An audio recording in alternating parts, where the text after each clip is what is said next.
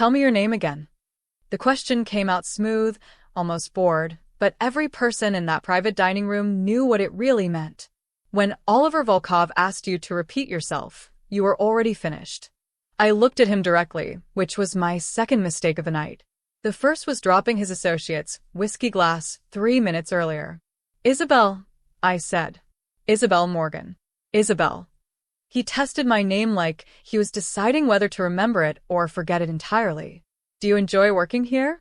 Before I answer that, let me ask you something. Have you ever been so exhausted that your bones ached? So tired that standing upright felt like a full-time job? I'm curious because I want you to understand exactly where my head was that night. I want you to feel what I felt when everything fell apart. Here's what I've learned about karma. It doesn't care about your circumstances. It doesn't care that you've already lost everything. It doesn't care that you're barely holding on. Sometimes karma just walks into your life wearing a $10,000 suit and decides to pour gasoline on flames that were already burning you alive. My name is Isabel Morgan. This is the story of how I went from serving drinks to monsters to standing beside one, from losing everything I ever loved to finding something I never knew I needed, from being invisible to becoming unforgettable. But we'll get to that part. First, you need to see where I was standing when my entire world shifted. If you're watching this on your lunch break, during your commute, or late at night when you can't sleep, do me a favor. Hit that like button. Subscribe if you haven't already. Share this with someone who needs to hear that rock bottom isn't the end of the story. Drop a comment telling me where you're watching from and what the weather's like there. I read every single one. Now, let me take you back to the beginning. I was 26 years old, working double shifts at Aurelio's, the kind of restaurant where a single appetizer cost more than my weekly grocery budget. The kind of place where everyone wore their wealth like armor and treated staff like furniture that occasionally moved. I believed in hard work. I believed that if you kept your head down and did your job well, life would eventually cut you some slack. I believed that good people got good outcomes, that love conquered all, that doing the right thing mattered. I believed my son would be okay. That last belief was the one killing me slowly from the inside out. 6 months earlier, Dr. Reeves had pulled me into his office after running blood work on Tommy, my 5-year-old son, who had his father's eyes and his father's smile and apparently his father's genetic time bomb ticking away in his cells. It's the same condition, Dr. Reeves had said, and I'd watched his mouth keep moving but stopped hearing the words. The same degenerative illness that had taken Marcus, my husband, my champion, the man who'd taught me that strength wasn't about size or power, but about showing up every single day even when your body was betraying you. The medical bills had started arriving within weeks. Tommy needed specialists, treatments, medications that insurance companies found creative ways not to cover. I'd burned through our savings during Marcus's final year. Sold everything worth selling. Moved from our small house into a 1-bedroom apartment where Tommy slept in the only bedroom and I made a nest of blankets on the couch. I worked morning shifts at Aurelio's, afternoon shifts at a coffee shop, and took online transcription work whenever Tommy was asleep. I existed on 4 hours of sleep and gas station coffee, and the kind of exhaustion that makes your vision blur at random moments. That night, I'd been on hour 11 of my shift. My feet were screaming. My lower back had a knot that felt like someone had tied my spine in a square knot. I'd smiled through 3 hours of serving entitled businessmen who snapped their fingers at me. I'd cleaned up after a birthday party where grown adults had thrown food at each other and thought it was hilarious. Then Oliver Volkov arrived. I'd seen him before. Everyone who worked at Aurelio's knew the Volkov family. They owned the restaurant along with half the commercial real estate downtown. Oliver was the youngest of 3 brothers and, according to kitchen gossip, the smartest. He ran their legitimate business operations, which was a polite way of saying he made their illegal money look legal. He'd been in maybe 4 times in the 6 months I'd worked there. Each time, management had fallen over themselves to give him the best table, the best service, complete privacy. Each time, he left a tip that was probably more than my monthly rent. He was handsome, in that specific way that made him dangerous. Not pretty boy handsome. Not safe. He had sharp features that looked carved rather than grown, dark hair that was probably professionally styled but looked effortlessly perfect, and eyes that saw everything. When he looked at you, you felt studied, measured, Cataloged. that night, he'd arrived with 4 men. Not friends. Associates. The kind of men who wore expensive suits but couldn't hide the hardness underneath. The kind who watched exits and kept their backs to walls. I wasn't supposed to be serving their section. But Marissa, who normally handled the private dining room, had gone home sick. So my manager, Paul, had grabbed my arm as I passed. Table 7. Volkov party. Don't screw this up. Helpful advice. I'd taken their drink orders, brought their appetizers, refreshed their water glasses.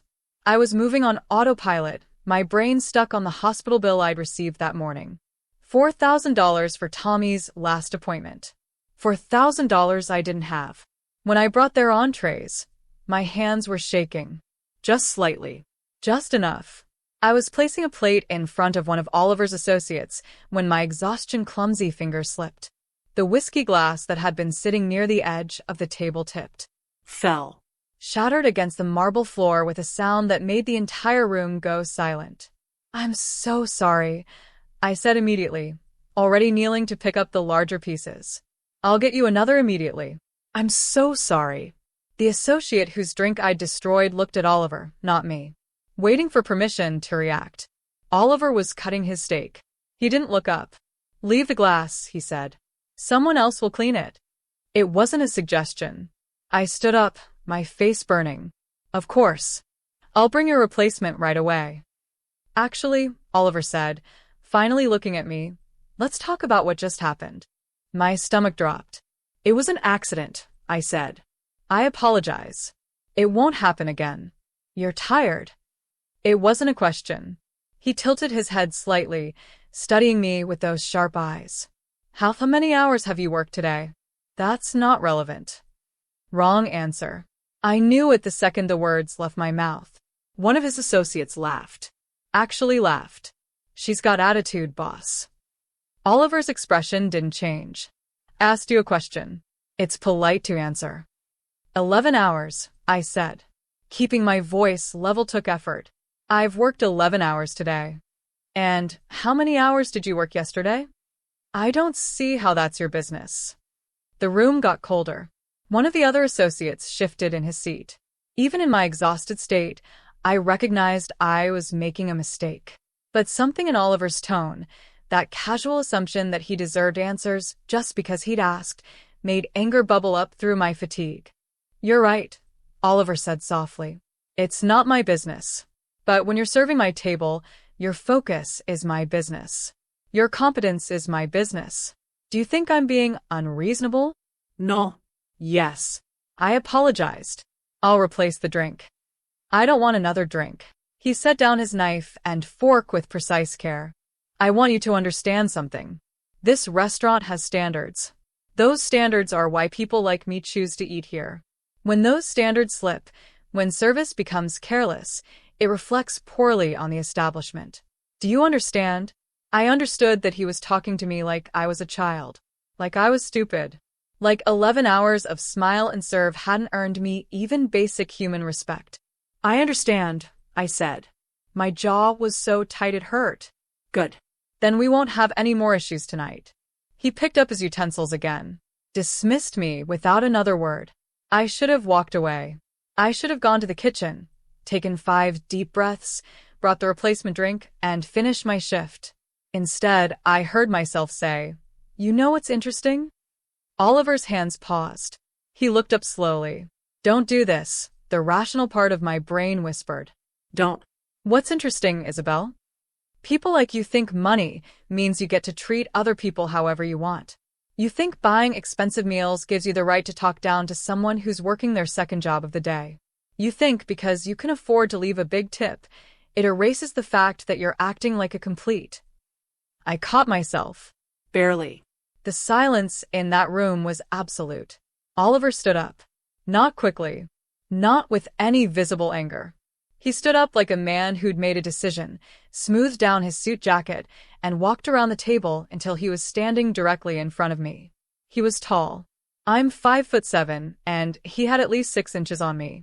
Up close, I could see the exact moment his expression shifted from annoyed to something much more dangerous. Finish that sentence, he said quietly. I'm very curious what word you were about to use. My heart was hammering. Every survival instinct I had was screaming at me to apologize, to back down, to remember that I needed this job desperately. But exhaustion and grief and fear had been building inside me for months. Years. And this arrogant man in his perfect suit who'd probably never worried about a medical bill in his entire life had just become the target for all of it. I was going to say you're acting like a complete jerk, I said. But I think we both know I was thinking of a different word. One of his associates stood up. Oliver raised a hand without looking at him. The man sat back down. You're tired, Oliver said. You're clearly going through something. So I'm going to give you one chance to apologize and walk away.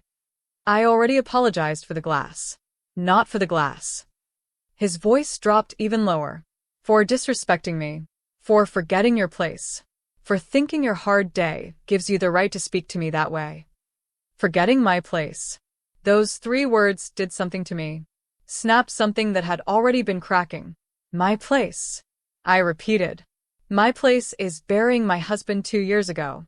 My place is watching my son develop the same illness that killed his father. My place is working 3 jobs so I can afford medications that cost more than my rent. My place is standing here listening to you lecture me about standards and service like any of that matters compared to real problems.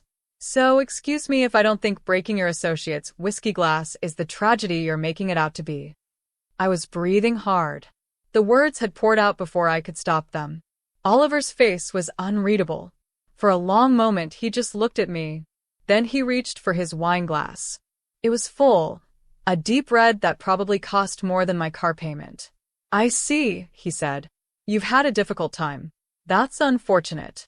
He lifted the glass. But it's not my problem. The wine hit my chest in a cold splash. It soaked through my uniform instantly, the white fabric turning dark red. The liquid was cold and shocking, and I stood there frozen as it dripped down onto my apron, onto the floor. You're lazy, Oliver said, his voice perfectly calm. You're careless. You're exactly the kind of employee who blames everyone else for their failures.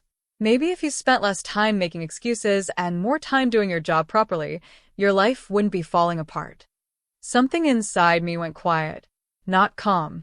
Not peaceful. Quiet the way a bomb is quiet right before it explodes. I looked down at the wine soaking into my uniform. Thought about the cost of dry cleaning I couldn't afford. Thought about walking home smelling like alcohol. Thought about Tommy asking why Mommy's shirt was all red. Then I looked at Oliver Volkov's perfectly smug face and made a decision that would change absolutely everything. My right fist moved before conscious thought finished forming. The punch caught him on the jaw, a perfect straight right that Marcus had drilled into me 10,000 times. I felt the impact travel up my arm, felt his head snap to the side, watched him stumble backward into the table. The room exploded into motion. His 4 associates were up instantly, moving toward me. The first one grabbed my arm. I pivoted, used his momentum against him, and threw him into the second man. They went down together in a tangle of expensive suits and shocked curses. The third associate was smarter. He came in low, trying to grab my legs.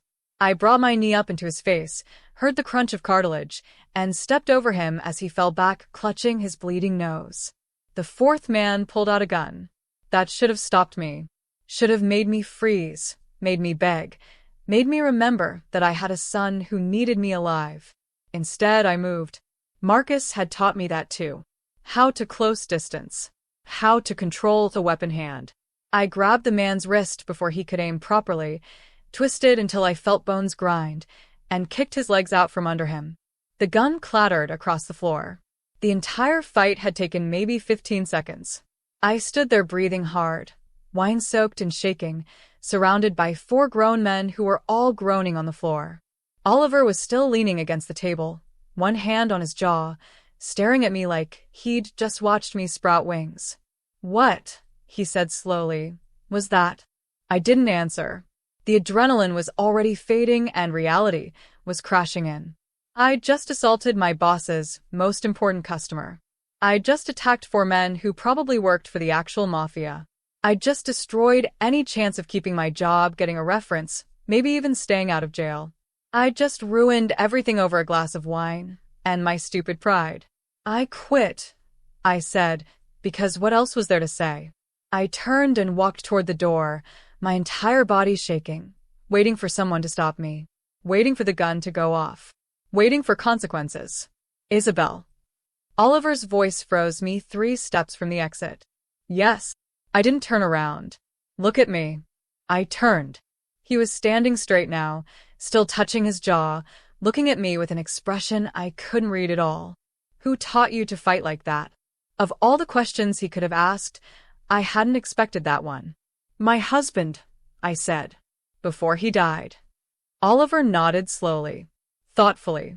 Then he looked at his 4 associates, who were picking themselves up off the floor, and back at me. Everyone out, he said. His men hesitated. Out, Oliver repeated. Now. They left. Slowly, shooting me looks that promised retribution later, but they left. The door closed behind them. Oliver and I stood alone in that private dining room, me soaking wet and trembling, him looking at me like I was a puzzle he'd just decided to solve. Tell me about your son, he said. And that's when I knew my life was never going to be the same. I should have run. Every instinct that had kept me alive for 26 years was screaming at me to turn around and walk out that door. But something in the way Oliver asked about Tommy stopped me cold. Not the words themselves. The tone. Like he actually wanted to know. Like my answer mattered. Why? I asked. He pulled out a chair, gestured to it. Seat. I'd rather stand. You just assaulted 4 of my men and gave me what's probably going to be a spectacular bruise. The least you can do is sit down and have a conversation. He had a point. A weird point, but a point. I sat, acutely aware of the wine still dripping from my uniform, the way my hands were shaking in my lap, the complete insanity of this entire situation. Oliver sat across from me, studying my face with that intense focus that made me feel like he could see straight through skin and bone into thoughts I hadn't formed yet. Your son, he said again. You mentioned an illness. Why do you care? Because 30 seconds ago you took down 4 trained fighters without breaking a sweat. Because you did it in a wine-soaked uniform after working 11 hours. Because most people would have apologized and walked away, but you punched me instead. He leaned back, casual. I'm interested in people who surprise me. You surprised me. So, this is what? Curiosity. Call it professional interest. You're professionally interested in waitresses who assault customers? I'm professionally interested in people who have skills they shouldn't have. Your husband taught you to fight. Was he military? Boxer. The word came out rough. Professional. Middleweight champion for 3 years. Something shifted in Oliver's expression. Recognition. Marcus Morgan, he said. That was your husband. I stared at him. You followed boxing? I follow anything involving strategy and discipline. Your husband was exceptional. His footwork alone was worth studying. I'm sorry for your loss. The condolence sounded genuine, which threw me completely off balance. This was the same man who'd poured wine on me 2 minutes ago. Thank you. I managed. How long did he train you? 5 years. Since we got married. He said if I was going to be with a fighter, I needed to know how to protect myself. My throat tightened. He made me promise I'd keep training after he was gone. But I haven't had time. Clearly you retained enough. Muscle memory. I looked down at my hands. They'd stopped shaking. I don't even remember deciding to hit you. My body just moved. Lucky for you. Lucky for them. Oliver nodded toward the door, where his men had left. Those 4 have been with my family for years. Combat training, weapons experience, street fighting. You dropped all of them in under 20 seconds. Are they going to come after me? Not if I tell them not to. He said it like it was simple. Like his word was absolute law. Which brings us back to your son. The illness. I didn't want to talk about Tommy. Didn't want to give this man any more pieces of my life. But something about sitting in that empty dining room, still soaked in wine, having just committed what was probably multiple felonies, made the truth feel less dangerous than lying. It's genetic, I said. Progressive muscular degeneration. Marcus had it but didn't show symptoms until his late 20s. It took him in 3 years. Tommy's already showing signs, and he's only 5. The doctors say cases that start this young progress faster. Treatment options? Experimental therapy. $60,000 for the first round. Not covered by insurance. I laughed, and it came out bitter. Might as well be 60 million. Oliver was quiet for a long moment. Then he stood up, pulled his phone from his pocket, and made a call. Vincent. I need a file pulled on Marcus Morgan. Former boxer. Died 2 years ago. Medical records if you can get them. Also run a background check on Isabel Morgan. Current address, employment history, financial situation. He paused. 20 minutes. Good. He hung up and looked at me. What are you doing? I asked. Due diligence. For what? I'm deciding whether to invest in you. The words hung in the air between us. I must have heard him wrong. Invest in me, I repeated slowly. What does that mean? It means I'm considering offering you a job. One that pays significantly more than serving tables. One that would give you the resources to help your son. This had to be a trap. Had to be. Men like Oliver Volkov didn't just offer life-changing opportunities to women who'd punch them in the face. What kind of job? I'll explain after I've done my research. For now, give me your phone number. Why would I give you my phone number? Because in about 20 minutes, I'm going to know where you live anyway. This way is more polite. He had another point. I rattled off my number. He typed it into his phone. Go home, he said. Change. Get some sleep. I'll contact you tomorrow. I'm fired, aren't I? From Aurelio's? Absolutely. But I think we both know you can do better than this. He gestured around the restaurant. You've been surviving. I'm offering you a chance to actually live. I stood up, my wet uniform clinging uncomfortably to my skin. Why are you doing this? Because competent people are rare. Because loyalty is expensive, but skill is priceless. Because I think you're wasting potential serving food to people who don't appreciate it. He walked to the door, opened it. And because anyone who can take down 4 of my men without formal combat training in 2 years is someone I want working for me, not against me. I walked to the doorway, stopped next to him. Up close, I could see the red mark blooming along his jaw where my fist had connected. It would definitely bruise. I'm sorry I hit you, I said. Not because I meant it, but because it seemed like the thing to say. No, you're not. He smiled, and it completely transformed his face. Made him look younger. Almost human. But you will be if you don't answer when I call tomorrow. I left. Walked through the kitchen where the entire staff pretended not to stare at my wine-soaked uniform. Collected my purse from my locker. Drove home in a daze, my mind spinning through what had just happened. Tommy was asleep when I got back to our apartment. The babysitter, Mrs. Chun from next door, was watching television with the volume low. How was he? I asked quietly. Perfect as always. Ate his dinner, did his homework, went to bed at 8. Mrs. Chun stood up, then noticed my uniform. Isabel, what happened? Long story. Work accident. She nodded like she believed me, which we both knew she didn't. I left the dishes in the sink. Didn't want to wake him, with the water running. Thank you so much. Same time tomorrow. Of course, dear. After she left, I stood in my tiny living room and looked around at the life I'd built from the wreckage of Marcus's death. The couch that doubled as my bed, sheets folded neatly on one end. Tommy's art projects taped to the walls. The medical bills stacked on the kitchen counter that I couldn't bring myself to open anymore. This was surviving. Oliver had been right about that. I peeled off my ruined uniform, stood in the shower until the water ran cold, and tried to make sense of what had happened. Tried to understand why a man I'd assaulted was offering me an undefined job that would apparently solve all my financial problems.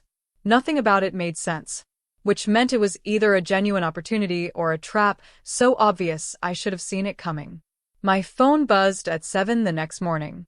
Unknown number. Isabel Morgan? Not Oliver's voice. Someone younger. Yes. Mr. Volkov would like to meet with you today. 2 o'clock at his office downtown. I'm texting you the address now. Wait, I don't know if I can.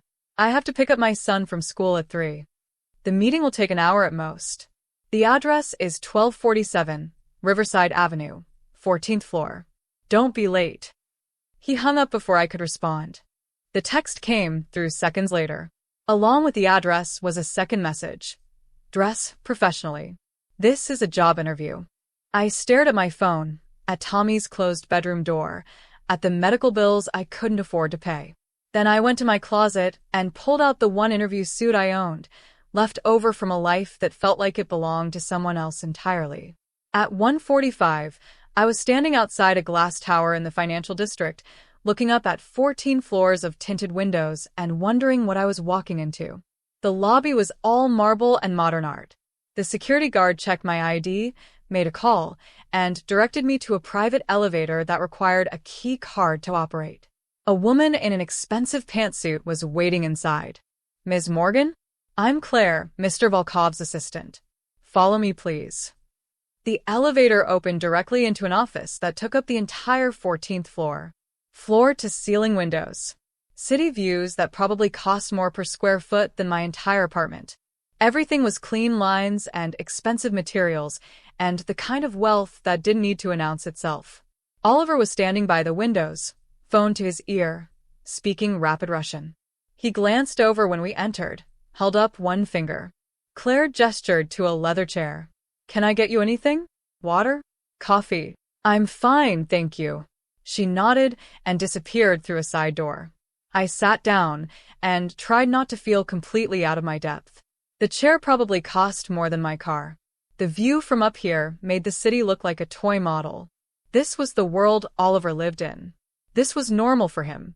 He finished his call, pocketed his phone, and turned to face me. In daylight, the bruise on his jaw was spectacular. Dark purple spreading toward his cheekbone. That looks painful, I said. It is. You have an excellent right cross. He sat down across from me, folded his hands. Thank you for coming. Did I have a choice? Everyone has a choice.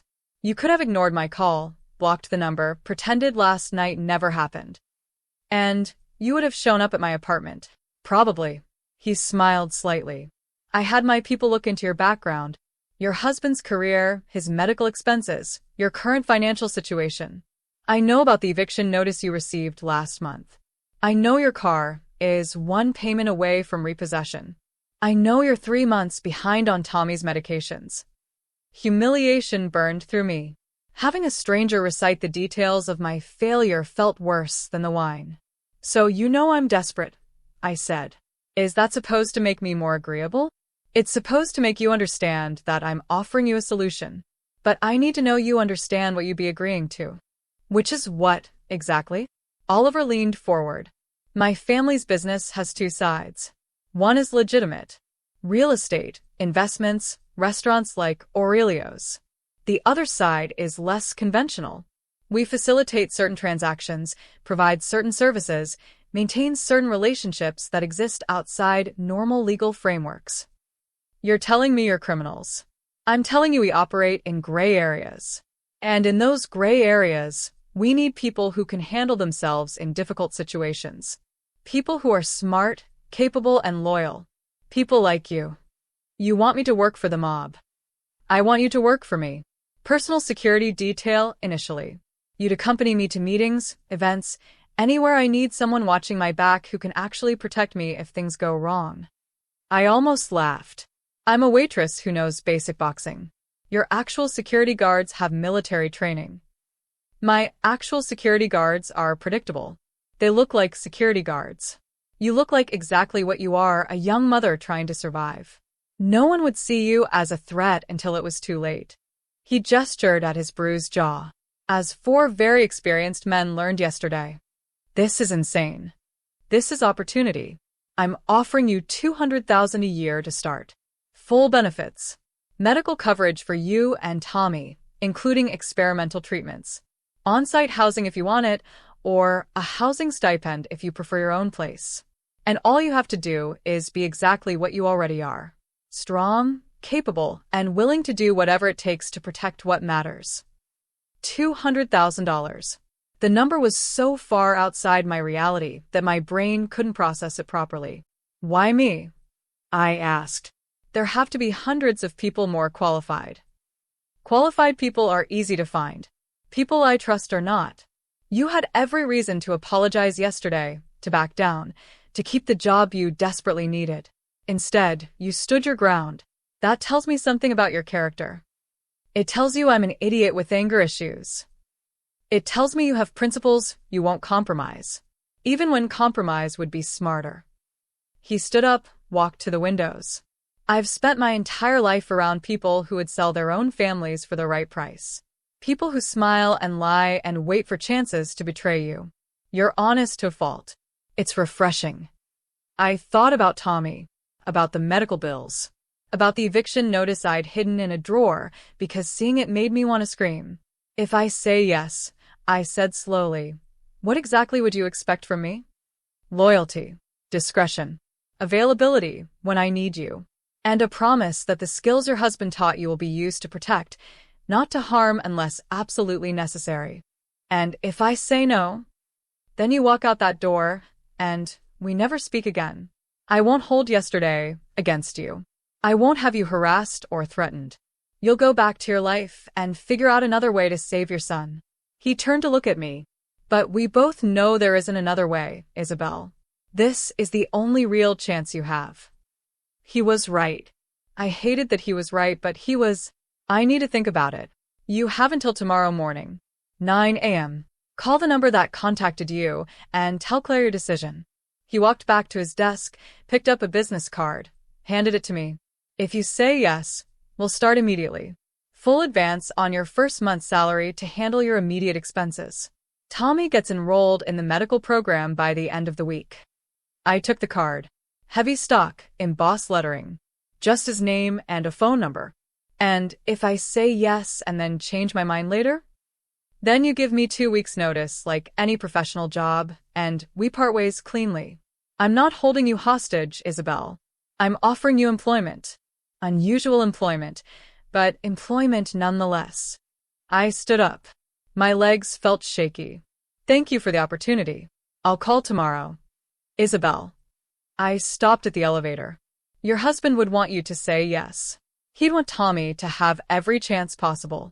Don't let pride get in the way of doing what's right for your son. The words hit harder than they should have. Because they were true. Marcus would have taken this deal in a heartbeat if it meant saving Tommy. I rode the elevator down in silence, walked to my car, sat in the driver's seat, and stared at Oliver's business card until the numbers blurred. $200,000. Full medical coverage. A chance to save Tommy's life. All I had to do was become the personal bodyguard for a man who probably had more enemies than friends. Who lived in a world where violence was just another business tool. Who could look at someone and see exactly what they needed most, then use that knowledge without hesitation. I drove to Tommy's school, picked him up at 3, and watched him chatter about his day. About the art project he'd finished. About the friend who'd shared cookies at lunch. About everything and nothing, the way 5-year-olds do. That night, after he was asleep, I sat on my couch bed and looked at the medical bills I couldn't pay. At the eviction notice that gave me 30 days to come up with money I didn't have. At my phone with Oliver Volkov's business card beside it. Marcus's voice echoed in my head. Not a memory, just the way I imagined he'd sound if he were still here. Do what you have to do, Belle. Whatever it takes. Promise me. I'd promised him, right before he died, holding his hand while machines beeped and drugs kept the pain manageable and we both pretended he might somehow pull through. I'd promised I'd take care of Tommy no matter what. At 8:55 the next morning, I called the number. Claire speaking. This is Isabel Morgan. Tell Mr. Volkov I accept his offer. There was a smile in her voice when she responded. Excellent. He's been waiting for your call. Can you come to the office at noon? We'll need you to sign employment contracts, get you set up with security clearance, go over expectations. I'll be there. Wonderful. Welcome to the team, Ms. Morgan. I hung up and looked at Tommy, who was eating cereal and watching cartoons, completely unaware that his mother had just agreed to work for the kind of people she'd spent her whole life trying to avoid. But he was alive. He was healthy enough to laugh at cartoons and spill milk on the table and ask me to play cars with him before school. And if working for Oliver Volkov kept him that way, then I'd learn to live with whatever that decision made me. I just didn't realize yet how complicated living with that decision would become. Or how much I'd come to care about the man who'd made the offer in the first place. The contract was 30 pages of legal language that basically said I belonged to Oliver Volkov for the next 3 years. Not literally, but close enough. Claire walked me through each section, her perfectly manicured nail-tracing lines of text that included clauses about confidentiality, non-disclosure, liability waivers, and something called situational flexibility that seemed to mean I'd do whatever Oliver needed whenever he needed it. This section covers your benefits package, Claire said, flipping to page 12. Full medical, dental, and vision for you and one dependent. The medical coverage includes experimental treatments up to $500,000 annually. I stopped hearing whatever she said next. $500,000. Tommy could get every treatment available, every medication, every specialist. Sign here, here, and here. Claire pointed to highlighted sections. Initial the bottom of each page. My hand moved on autopilot. Isabel Morgan. Over and over, committing myself to a world I didn't understand for a son who would never know what I'd sacrificed to save him. Excellent. Claire collected the pages, slid them into a folder. Mr. Volkov wanted me to give you this. She handed me an envelope. Inside was a check for $16,600. 1 month's salary in advance, just like he'd promised. I stared at the numbers. This single check was more than I'd made in the last 4 months combined. There's also this. Claire placed a sleek black credit card on the table. Company card. For any expenses related to your duties. Clothing, transportation, meals while working. Mr. Volkov expects you to look professional at all times. Professional. Right. I glanced down at my 7-year-old interview suit that I'd paired with the only heels I owned that didn't have scuff marks. He's arranged for you to visit a personal shopper this afternoon, Claire continued, reading my mind. 3 o'clock at Harriet's downtown. They'll outfit you with appropriate work attire. Charge everything to the company card. I don't need anyone to buy me clothes. It's not a suggestion, Ms. Morgan. Mr. Volkov's security detail maintains a certain standard of appearance.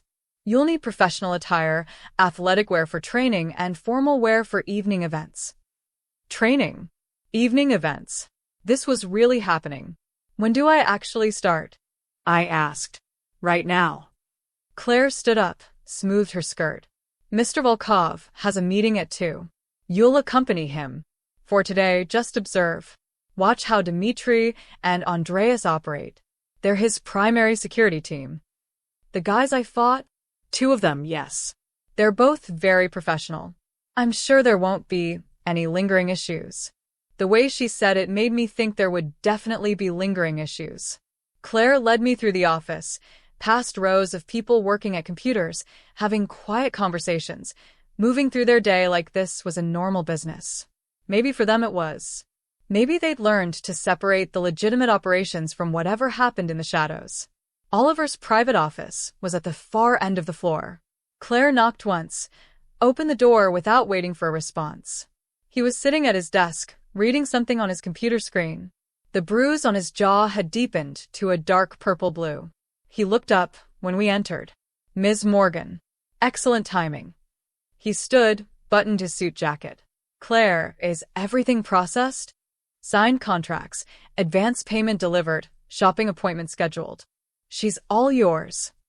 Perfect. Thank you. Claire left, closing the door behind her. Oliver walked around his desk, studying me with that same intense focus from yesterday. How are you feeling? Like I just sold my soul.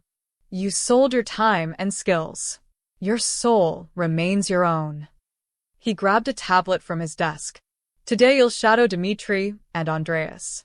Watch how they position themselves, how they scan rooms, how they communicate. I don't expect you to be perfect immediately. I expect you to learn. What kind of meeting is this? Real estate acquisition. Completely legitimate. Boring, actually. but it's good practice for you to understand how I operate in normal business settings before we move to more complicated situations. More complicated. That was one way to describe criminal activity. One more thing. Oliver opened a drawer, pulled out a small box. You'll need this. Inside was a phone. Sleek, expensive, nothing like my crack-screen budget model. Encrypted, Oliver explained. Secure line directly to me and the rest of the security team. Your personal phone should be used for personal matters only. This one is for work. I took the phone, turned it over in my hands. The weight of it felt significant. Like accepting it meant crossing a line I couldn't uncross. Isabel.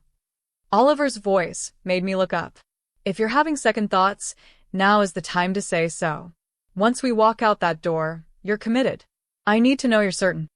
I thought about Tommy, about the check in my purse that would pay 3 months of rent, about the medical coverage that would start immediately. I'm certain. Good. He smiled, that same expression that made him look almost human. Then let's go to work. Dimitri and Andreas were waiting by the elevator. Both were exactly as I remembered, tall, built like they spent serious time in a gym, wearing expensive suits that couldn't quite hide the hardness underneath. Dimitri had a bandage across his nose. Andreas was moving his shoulder carefully, like it hurt. They both looked at me like I was a bomb that might explode at any moment.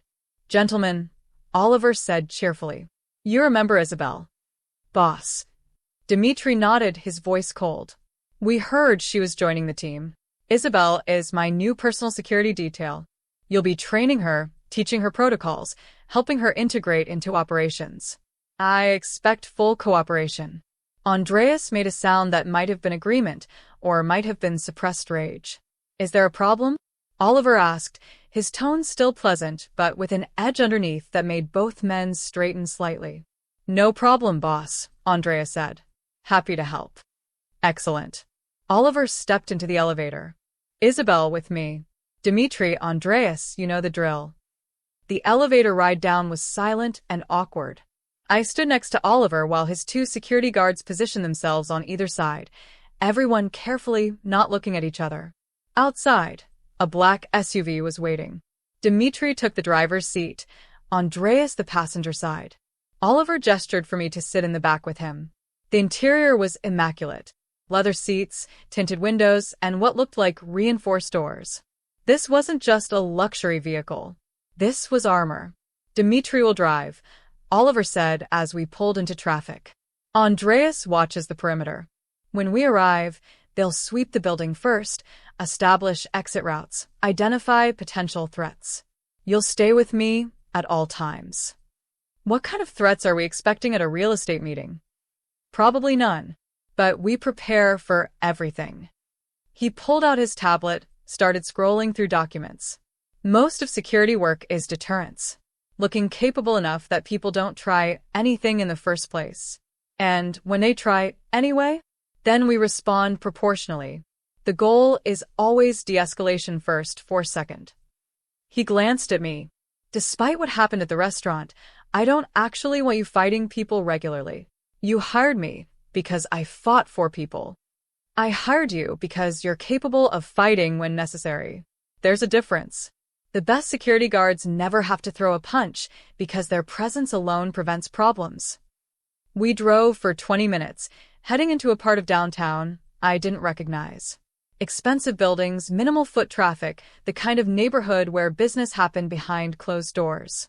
Dimitri pulled up to an office complex with underground parking. Andreas got out first, scanned the garage, then nodded. We all exited the vehicle. Stay close, Oliver said quietly to me. Watch everything. Inside the building, Andreas took point, Dimitri covered the rear, and I stayed next to Oliver. We took an elevator to the 7th floor, walked down a carpeted hallway to a conference room where 3 people were already waiting. 2 men in business suits and 1 woman who looked like she could buy and sell them both. Everyone stood when Oliver entered. Mr. Volkov, the woman said, extending her hand. Thank you for coming. Mrs. Patterson. Always a pleasure. Oliver shook her hand, gestured to the chairs. Shall we? What followed was 90 minutes of the most boring conversation I'd ever witnessed. Property values, zoning laws, tax implications, architectural surveys. Oliver asked sharp questions, made detailed notes, and negotiated terms with a precision that reminded me of Marcus analyzing fight footage. Every weakness, every advantage, every angle considered. I stood against the back wall with Dimitri and Andreas, watching the room like they did. Exits, windows, who sat where, who had their hands visible, who seemed nervous. After a while, I started to see what they were seeing. The patterns. The potential problems. The meeting ended with handshakes and promises to have lawyers draw up contracts. Everyone smiled like they were friends, but there was something underneath. A wariness. Like they were all predators being polite to each other. Back in the SUV, Oliver was quiet for several blocks. Then he said, "Impressions? Of what?" "The meeting. What did you observe?" I thought about it. Mrs. Patterson was in charge even though the men were doing most of the talking. She let them negotiate but made all the actual decisions. And she didn't trust you. Oliver smiled. Very good. What else? The younger guy, the one in the gray suit, he was nervous. Kept checking his phone under the table. Either he was expecting bad news or causing it. Excellent. Dimitri, make a note to have Vincent look into the junior partner. See what he's hiding. Yes, boss. We drove back to the office in silence. When we arrived, Oliver turned to me. You did well today. Natural instincts for reading people. That's rare. He opened his door. Take the rest of the day. Go to your shopping appointment. Tomorrow we'll start your actual training. 6 a.m., gym on the 3rd floor of my building. Dress for combat. 6 a.m.? Problem. My son's school doesn't start until 8:30. Bring him. There's a child care center on the 2nd floor. It's private, secure, and the staff is excellent. He can stay there before and after school if needed. Of course there was. Of course Oliver had thought of everything. Thank you, I said. Don't thank me yet. You haven't experienced Dimitri's training sessions. He's going to make you regret every punch you landed on him. He wasn't joking. The next morning, I dropped Tommy at a child care center that looked like it belonged in a luxury resort. Toys, books, a full play structure, and staff members who seemed genuinely happy to meet him. He didn't even look back when I left. The gym on the 3rd floor was serious equipment. Professional grade, the kind of setup that cost more than most people's houses. Dimitri was waiting, wearing workout clothes that showed exactly how much muscle he was carrying. Morning, he said. His tone was carefully neutral. Morning.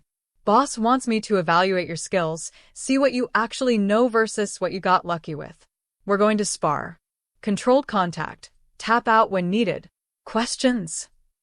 Are you going to go easy on me because I'm new? He smiled, and it wasn't friendly. No. The next hour was brutal. Dimitri was fast, technical, and completely merciless. Every time I thought I had an opening, he'd counter. Every technique I tried, he had a defense for. He wasn't trying to hurt me, but he wasn't letting me win anything either. By the time we finished, I was drenched in sweat and breathing hard. Dimitri looked like he'd barely warmed up. You're better than I expected, he admitted, grabbing a towel. Raw, but you've got fundamentals. Your husband taught you well. Thanks. But you're predictable. You telegraph your punches. Your footwork is decent for boxing, but terrible for real fighting. And you drop your guard when you're tired. He took a drink of water. We'll work on it. 3 days a week, 1-hour sessions. By the end of the month, you'll be good enough to actually protect the boss instead of just looking tough. It wasn't a compliment, but it wasn't an insult either. It was assessment. Professional. Why are you helping me? I asked. I broke your nose. Because the boss wants you trained, and what the boss wants, he gets. Dimitri studied me for a moment. But also because if you're going to be watching his back, I need to know you won't get him killed. This isn't about me being angry. This is about keeping him alive. You care about him. He's kept me and my family safe for 10 years. Paid for my sister's cancer treatment. Got my brother out of a situation that would have killed him. So yeah, I care about him. and I'll do whatever it takes to make sure you're ready to do your job properly. There was again that loyalty Oliver inspired. Not through fear, but through action. Through actually giving a damn about the people who worked for him. I won't let him down, I said. Good. Because the people who do let him down don't usually get second chances. Dimitri headed for the door, then stopped. For what it's worth, you've got potential. More than most people who try this work. Just don't waste it. The weeks that followed established a rhythm that felt almost normal. Morning training with Dimitri. Afternoons shadowing Oliver to meetings, lunches, business appointments. Evenings with Tommy, who loved the childcare center and had already made 3 best friends. The shopping appointment had resulted in a wardrobe that felt like it belonged to someone else. Professional suits, dresses for evening events, workout clothes that actually fit properly. I'd tried to stay modest with the spending, but the personal shopper had ignored my protests and simply charged everything to Oliver's card like he'd instructed. My first paycheck deposited 2 weeks after I started. I'd stared at the bank balance for 10 minutes, convinced there had been a mistake. Then I'd paid off 3 months of rent, cleared my car payment, scheduled Tommy's first specialist appointment, and cried in my bathroom where he couldn't see. Oliver was professional, distant, exactly what a boss should be. He didn't ask about my personal life. Didn't push for information I wasn't offering. Treated me like a capable employee who happened to be learning a very specific skill set. But I'd started noticing things. The way he'd rearrange his schedule if Tommy had a doctor's appointment. How he'd order lunch for the security team without being asked. The fact that he knew everyone's birthday and made sure they got the day off. He was nothing like the arrogant man who'd poured wine on me. Or maybe that man had always been a performance, a role he played when dealing with people he didn't trust. 6 weeks into my employment, everything changed. We were at a dinner meeting at a restaurant across town. Some kind of partnership negotiation with a construction company.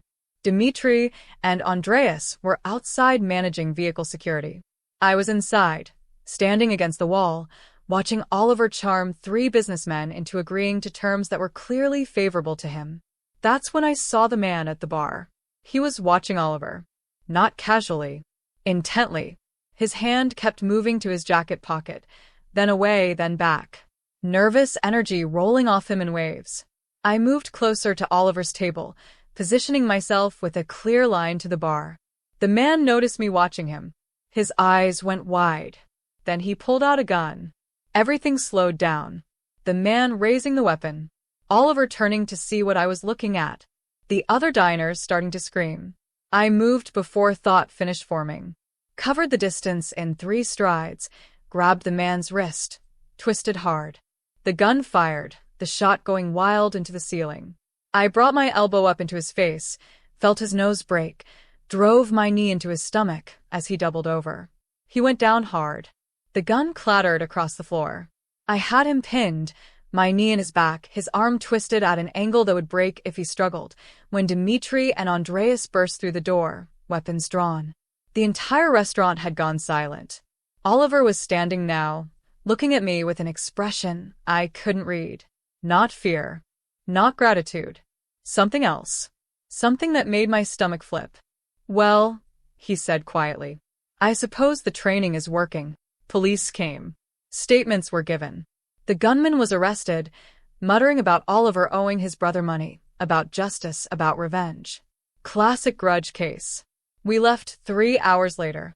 In the SUV, Oliver was quiet, thinking. You saved my life tonight, he finally said. That's the job. Most people freeze the first time they see a real weapon pointed at them. You moved toward it. You hired me to protect you. That's what I did. He was quiet for another moment. Then, thank you, Isabel. The way he said my name made something warm spread through my chest. Not gratitude. Something deeper. Something I absolutely should not be feeling for my employer. You're welcome, I managed. When we got back to his building, Oliver asked me to come up to his office. Andreas and Dimitri exchanged glances, but said nothing. The office was empty, everyone else gone home for the night. Oliver poured himself a drink, offered me one. I shook my head. Tonight could have ended very differently, he said, looking out at the city lights. If you hadn't been there, if you hadn't acted, I'd be in a morgue instead of standing here. But you're not. Because of you. He turned to face me. I need you to understand something. What you did tonight, most trained professionals wouldn't have done. You didn't hesitate. Didn't calculate odds. Just acted. That kind of instinct can't be taught. My husband used to say the same thing. That real fighting isn't about thinking. It's about trusting your body to know what to do. He was right. Oliver took a sip of his drink. I'm increasing your salary. Adding a performance bonus. And I'm moving you to primary security detail. Starting tomorrow, you're with me for everything important. What about Dimitri and Andreas? They'll still be there, but you'll be closest. You're the last line of defense because you're the one I trust most to actually defend me when it matters. Trust. That word again. Why? I asked. You've known me 6 weeks. Because you've had multiple opportunities to betray me, to take the advance money and disappear, to sell information about my operations to competitors or law enforcement, to do anything except exactly what you've done, which is show up every day, work hard, and prove yourself over and over. He set down his glass. Loyalty like that is rare. I don't take it for granted. We stood there in his office. The city stretched out below us, and something shifted in the air between us. Something dangerous. I should go, I said. Tommy's probably wondering where I am. Of course. I'll have Dimitri drive you home. I made it to the elevator before Oliver's voice stopped me. Isabel. I turned. I'm glad you're here. I'm glad you took the job. And I'm very glad you're okay. The warmth in his voice matched the warmth in my chest. I nodded, not trusting myself to speak, and left. In the car, Dimitri glanced at me in the rearview mirror. You did good tonight. Thanks. Boss doesn't hand out compliments easily. If he's moving you to primary detail, it means he trusts you more than he's trusted anyone in years. A pause. Don't make me regret teaching you how to fight. I won't. But as we drove through the city streets toward my apartment, I couldn't stop thinking about the way Oliver had looked at me. The way his voice had sounded when he said he was glad I was okay. I'd taken this job to save Tommy's life. That was the only reason. The only thing that mattered. So why was I starting to care what Oliver Volkov thought of me beyond just being his employee? And why did that feel more dangerous than any gun pointed in my direction? Tommy's first experimental treatment started 3 weeks after I saved Oliver's life. I sat in the hospital waiting room while doctors administered medications that cost more than most people made in a year, medications I could only afford because I'd agreed to protect a man whose business dealings existed somewhere between legal and criminal. The irony wasn't lost on me. Ms. Morgan. Dr. Reeves came out, still in his white coat. Tommy did great. No adverse reactions. He's asking for you. I found my son in a private room that looked nothing like the stark clinical spaces we'd been relegated to before. This room had a television, toys, a window with an actual view. Tommy was sitting up in bed, coloring, looking small and fragile against the white sheets. Mommy. His face lit up when he saw me. Look what the nurse gave me. It's a whole coloring book about superheroes. I hugged him carefully, mindful of the force still in his arm. That's amazing, baby. How are you feeling? Tired. But not bad tired. Just sleepy tired. He yawned to prove it. Dr. Reeves said I did really good. You did so good. I'm so proud of you. My phone buzzed. The work phone. A message from Oliver. How is he? I typed back. Treatment went well. No complications. The response came immediately. Good. Take tomorrow off. Stay with him. I stared at the message. Tomorrow was supposed to be a major meeting with potential investors. Oliver had been preparing for weeks. I can work tomorrow, I typed.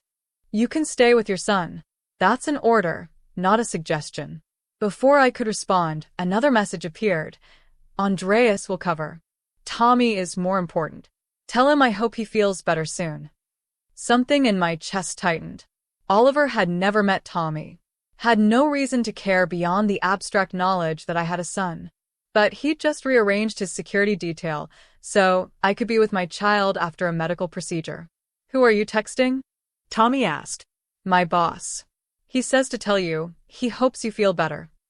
Is your boss nice? I thought about Oliver pouring wine on me. About him offering me a job after I'd assaulted him. About the way he'd looked at me after I'd taken down the gunman.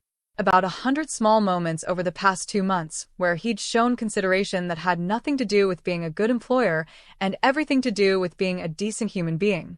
Yeah, I said. He's nice. Tommy fell asleep an hour later. I sat in the chair next to his bed, watching the steady rise and fall of his chest, and let myself feel something I hadn't felt in years. Hope. The next morning, Oliver called my personal phone. Not the work one. How is he? He asked without preamble. Sleeping well. Still tired, but no fever, no nausea. Dr. Reeves says that's normal. Good. A pause. I'm sending food. Lunch from that Italian place you like. How do you know I like Italian food? You order it every time we have team lunches. You always get the chicken parmesan. He'd noticed. Of course he'd noticed. Oliver Volkov noticed everything. You don't have to do that. I know I don't have to. I want to. Let me do something nice, Isabel. You've earned it. The food arrived an hour later. Enough for me, Tommy, and probably 3 other people. The delivery guy also handed me an envelope. Inside was a card with a simple message in Oliver's precise handwriting. For Tommy. Hope this helps with the boredom. Attached was a gift card to an online gaming store. $500. I should have sent it back. It was too much. Too personal. Crossed too many lines between employer and employee. Instead, I took a picture of Tommy's face when I showed him the gift card and texted it to Oliver. His response was a single emoji. A smile. I stared at that tiny icon for way too long, reading far too much into it. When I returned to work 2 days later, something had shifted. Oliver was waiting in his office when I arrived, earlier than usual. Welcome back, he said. How's Tommy? Much better. Already asking when he can go back to the child care center. Apparently, he has important building block projects to finish. Oliver smiled, that real smile that transformed his entire face. Kids have their priorities. Ready to get back to work? Absolutely. Good. Because things are about to get complicated. He wasn't exaggerating. Over the next month, the pace of everything increased. More meetings, longer hours, situations that felt progressively less legitimate and more dangerous. I accompanied Oliver to warehouses where he inspected shipments I wasn't supposed to ask about. To private clubs where men with expensive suits and hard eyes discussed transactions in coded language. To late-night meetings in parking garages where briefcases changed hands and no receipts were issued. I saw the other side of his business. The side that made all that wealth possible. And I realized I was in far deeper than I'd understood when I'd signed that contract. You're quiet, Oliver observed one night as we drove back from a meeting that had definitely involved illegal activity. Andreas was driving. Dmitri was in the passenger seat. I was in the back with Oliver, trying to process what I'd just witnessed. Just thinking.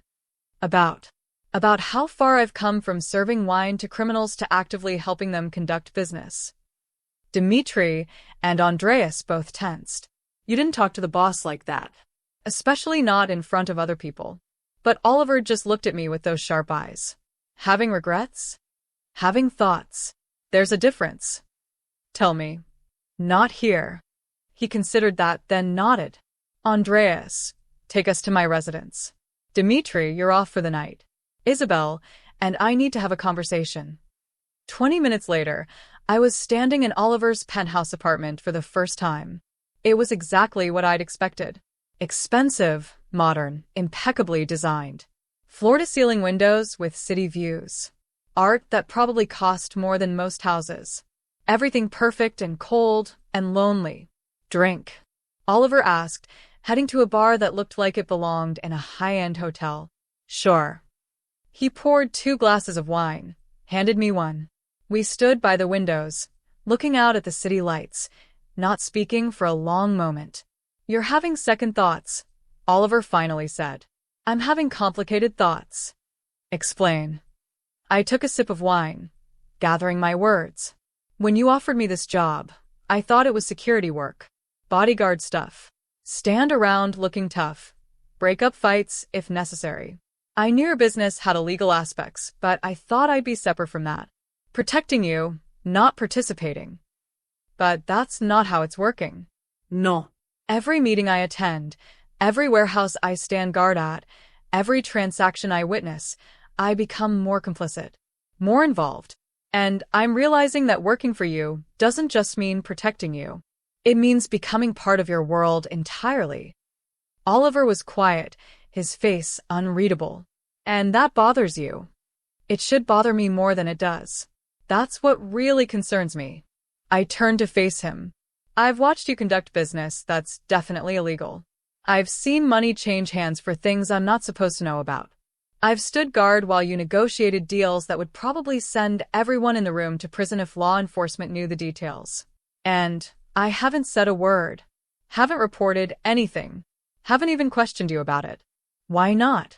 Because I need this job. Because Tommy needs the medical coverage. Because I've started to understand that the world isn't as black and white as I thought it was. I paused. And because I trust you, which might be the stupidest thing I've ever admitted out loud. Something flickered across Oliver's face. Surprise, maybe, or something deeper. You trust me, he repeated. I've watched you. For 3 months. I've seen how you treat your employees. How you keep your word even when it's inconvenient. How you protect people who are loyal to you. How you've taken care of Tommy's medical needs without asking for anything in return except that I do my job. I took another sip of wine. You're not a good man by conventional standards. But you're not the monster I expected either. Oliver set down his glass. Walked closer, stopping just inside my personal space. Not threatening, but close enough that I could see the exact color of his eyes in the dim lighting. Let me tell you something about my world, Isabel. Every person in my organization understands the rules. We don't hurt innocents. We don't involve children. We don't deal in human suffering. The business we conduct exists because people want things society says they shouldn't have. We provide those things. Are we criminals by legal definition? Absolutely. But we have standards. Lines we don't cross. And if someone crosses those lines, then they're no longer part of the organization. His voice was cold when he said it. I've built this business on loyalty and consequences. People who work for me are protected, paid well, and treated with respect. People who betray me or violate our codes learn very quickly why that was a mistake. That's supposed to make me feel better? It's supposed to help you understand what you've actually become part of. You're not just my security detail, Isabel. You're family now. That word means something in my world. It means I'll protect you and Tommy with the same intensity one protect my own blood. It means your problems are my problems. Your enemies are my enemies. He was so close now. Close enough that I could smell his cologne, see the faint scar above his eyebrow I'd never noticed before. But it also means you're in this completely, he continued. There's no halfway. No keeping one foot out the door. If you stay all the way. And I need to know right now if you can live with that. My heart was pounding. From fear or anticipation or something else entirely. I couldn't tell. What if I say I can't? Then I'll release you from your contract. Give you 6 months' salary as severance. Make sure Tommy's medical treatments continue for the next year. Help you find legitimate employment somewhere far away from my world. You'd just let me go? After everything I've seen? I'd let you go because I gave you my word that you weren't a prisoner. But I'd also know that you'd never speak about what you've seen, because doing so would put Tommy at risk. Not from me, he added quickly. From law enforcement, who would use him as leverage to make you testify. You're smart enough to understand that silence protects both of us. He was right. About all of it. And if I stay? I asked quietly. Then tomorrow, I'll show you exactly what you're staying for. The full picture. No more shadows or implications. You'll see everything, understand completely, and make your final decision with all the information. Why? Why tell me everything now? Oliver's hand came up, his fingers brushing my cheek so gently I barely felt it. Because I'm tired of you looking at me like I'm a monster you're trying to justify working for. Because you deserve to know what you're really part of. And because... He stopped, his hand falling away. Because what? I pressed. Because I don't want there to be secrets between us anymore. The air between us felt electric. Charged with something dangerous and inevitable and absolutely forbidden. I should have stepped back. Should have maintained professional distance. Should have remembered that he was my employer and I was his employee and nothing could happen between us that wouldn't complicate everything. Instead, I stayed exactly where I was. Okay, I said. Show me everything tomorrow. I'll make my decision after that. Oliver nodded, stepped back, breaking whatever spell had formed between us. I'll have Andreas pick you up at 8. Bring your weapon. We're going somewhere that requires you to be armed. I don't have a weapon. You will buy tomorrow. Dmitri will take you to the range first thing in the morning, get you fitted and trained on proper handguns. Consider it part of your equipment. A gun. He wanted me to carry an actual gun. This was real. This was happening. I was about to cross a line that would change everything about who I was and what I'd become. I should go, I said. Tommy will wonder where I am. Of course. I'll have a car take you home. In the elevator, I stared at my reflection in the polished doors. Same face, same body, but something in my eyes had changed. Some innocence had burned away, replaced by something harder. My phone buzzed. A text from Oliver. Thank you for being honest with me tonight. Whatever you decide tomorrow, I respect your choice. I typed back.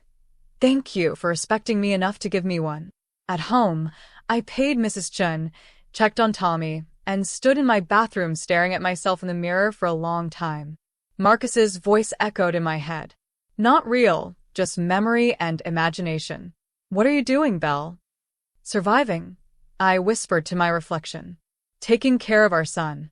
Doing whatever it takes. Is that all this is? I thought about the way Oliver had looked at me tonight. The way my heart had raced when he'd touched my face. The way I'd wanted him to close that final distance between us even though I knew how dangerous that would be. I don't know. I admitted to the ghost of my dead husband. I don't know anymore. The next morning, Dmitri took me to a private shooting range. Spent 3 hours teaching me weapon safety, proper stance, trigger discipline, how to aim and fire and reload. By the end, I could hit center mass consistently at 20 feet. You're a natural, Dmitri said, almost reluctantly impressed. Most people take weeks to get this comfortable. Marcus taught me basic shooting. I just haven't practiced in years. He fitted me with a compact handgun, showed me how to wear it concealed, made sure I understood when I was and wasn't allowed to draw it. The boss is serious about showing you everything today, Dmitri said as we left the range. Whatever you see, whatever you learn, remember that we're trusting you with information that could destroy lives. Including your own. I understand. I hope you do. Because after today, there's no going back. Andreas picked me up at 8 exactly. We drove for 40 minutes out of the city, into industrial areas I'd never visited. Finally pulled up to a warehouse that looked abandoned from the outside. Inside was anything but abandoned. The space had been converted into what looked like a legitimate shipping and receiving operation. Forklifts moving pallets, workers checking manifests, trucks being loaded and unloaded. Everything appeared normal. Except for the armed guards stationed at every entrance. Except for the way everyone stopped and nodded respectfully when Oliver walked in. Except for the section in the back where crates were being opened to reveal contents that definitely weren't listed on any legitimate manifest. Oliver led me through it all, explaining everything. The shipping routes, the payoffs to customs officials, the network of distributors, the products being moved. Some of it was relatively harmless. Luxury goods avoiding import taxes. Alcohol and tobacco skirting regulations. Some of it was weapons. We don't sell to terrorists or gangs, Oliver explained as we watched workers inventory a shipment of handguns. Every sale is vetted. Every buyer is researched. We have strict protocols about who gets access to what. You're still selling illegal weapons. I'm providing a service to people who can't access weapons legally for various reasons. Sometimes those reasons are legitimate. political dissidents who need protection, business owners in dangerous areas who can't get carry permits, people who live in places where the government has failed to protect them. And sometimes those reasons aren't legitimate. Sometimes, he admitted. But we're very selective about our clients. I've turned down sales worth millions because something didn't feel right about the buyer. He showed me the financial operations next. The money laundering, the shell companies, the complex web of legitimate and illegitimate businesses that made it nearly impossible to trace anything back to the Volkov family.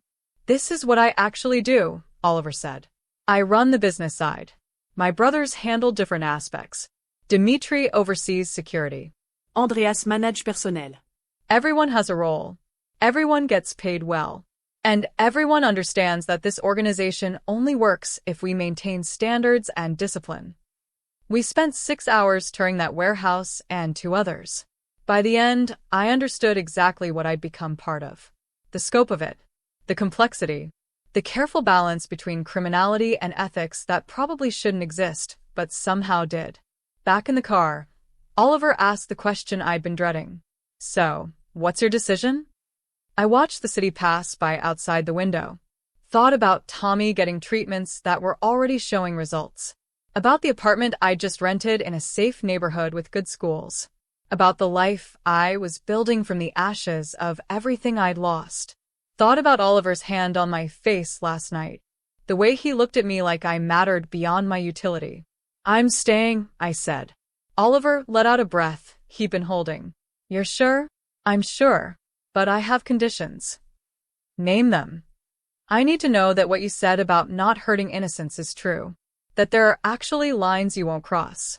Because if I find out you've lied about that, if I discover you're involved in something that genuinely harms people who don't deserve it, I walk.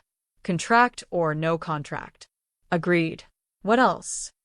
I need you to promise me that if anything happens to you, someone will make sure Tommy's treatments continue.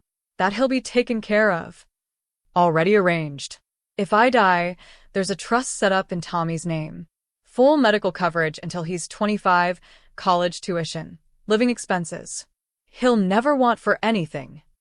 I stared at him. When did you do that? The week after you started working for me. I take care of my people, Isabel.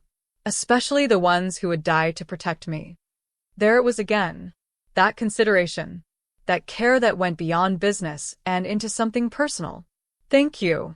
I managed. Anything else? I thought about asking him to explain what was happening between us. The tension, the almost touches, the way we looked at each other when no one else was watching. But that felt like opening a door I wasn't ready to walk through yet. No. That's all. Then welcome to the family. Officially this time. He smiled. Let's go celebrate. There's a restaurant I want to take you to. Somewhere we can actually relax for a few hours. The restaurant was small, intimate, nothing like the expensive places we usually went for business. Just good food and quiet conversation, and Oliver being almost normal for the first time since I'd met him. We talked about everything except work. He told me about growing up as the youngest of 3 brothers, always having to prove himself smarter since he couldn't compete physically. I told him about meeting Marcus at 21, how he'd been the first person who made me feel like I could be more than I was. He sounds like he was a good man, Oliver said. He was. He would have liked you, actually. He respected people who thought strategically. Even though I'm a criminal, Marcus wasn't naive about the world. He knew sometimes you had to work outside the system to survive.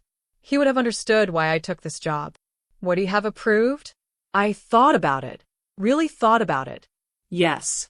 Because it's keeping Tommy alive. That's all that would have mattered to him. Oliver raised his wine glass. To Marcus, then. For teaching you to be strong enough to do whatever it takes.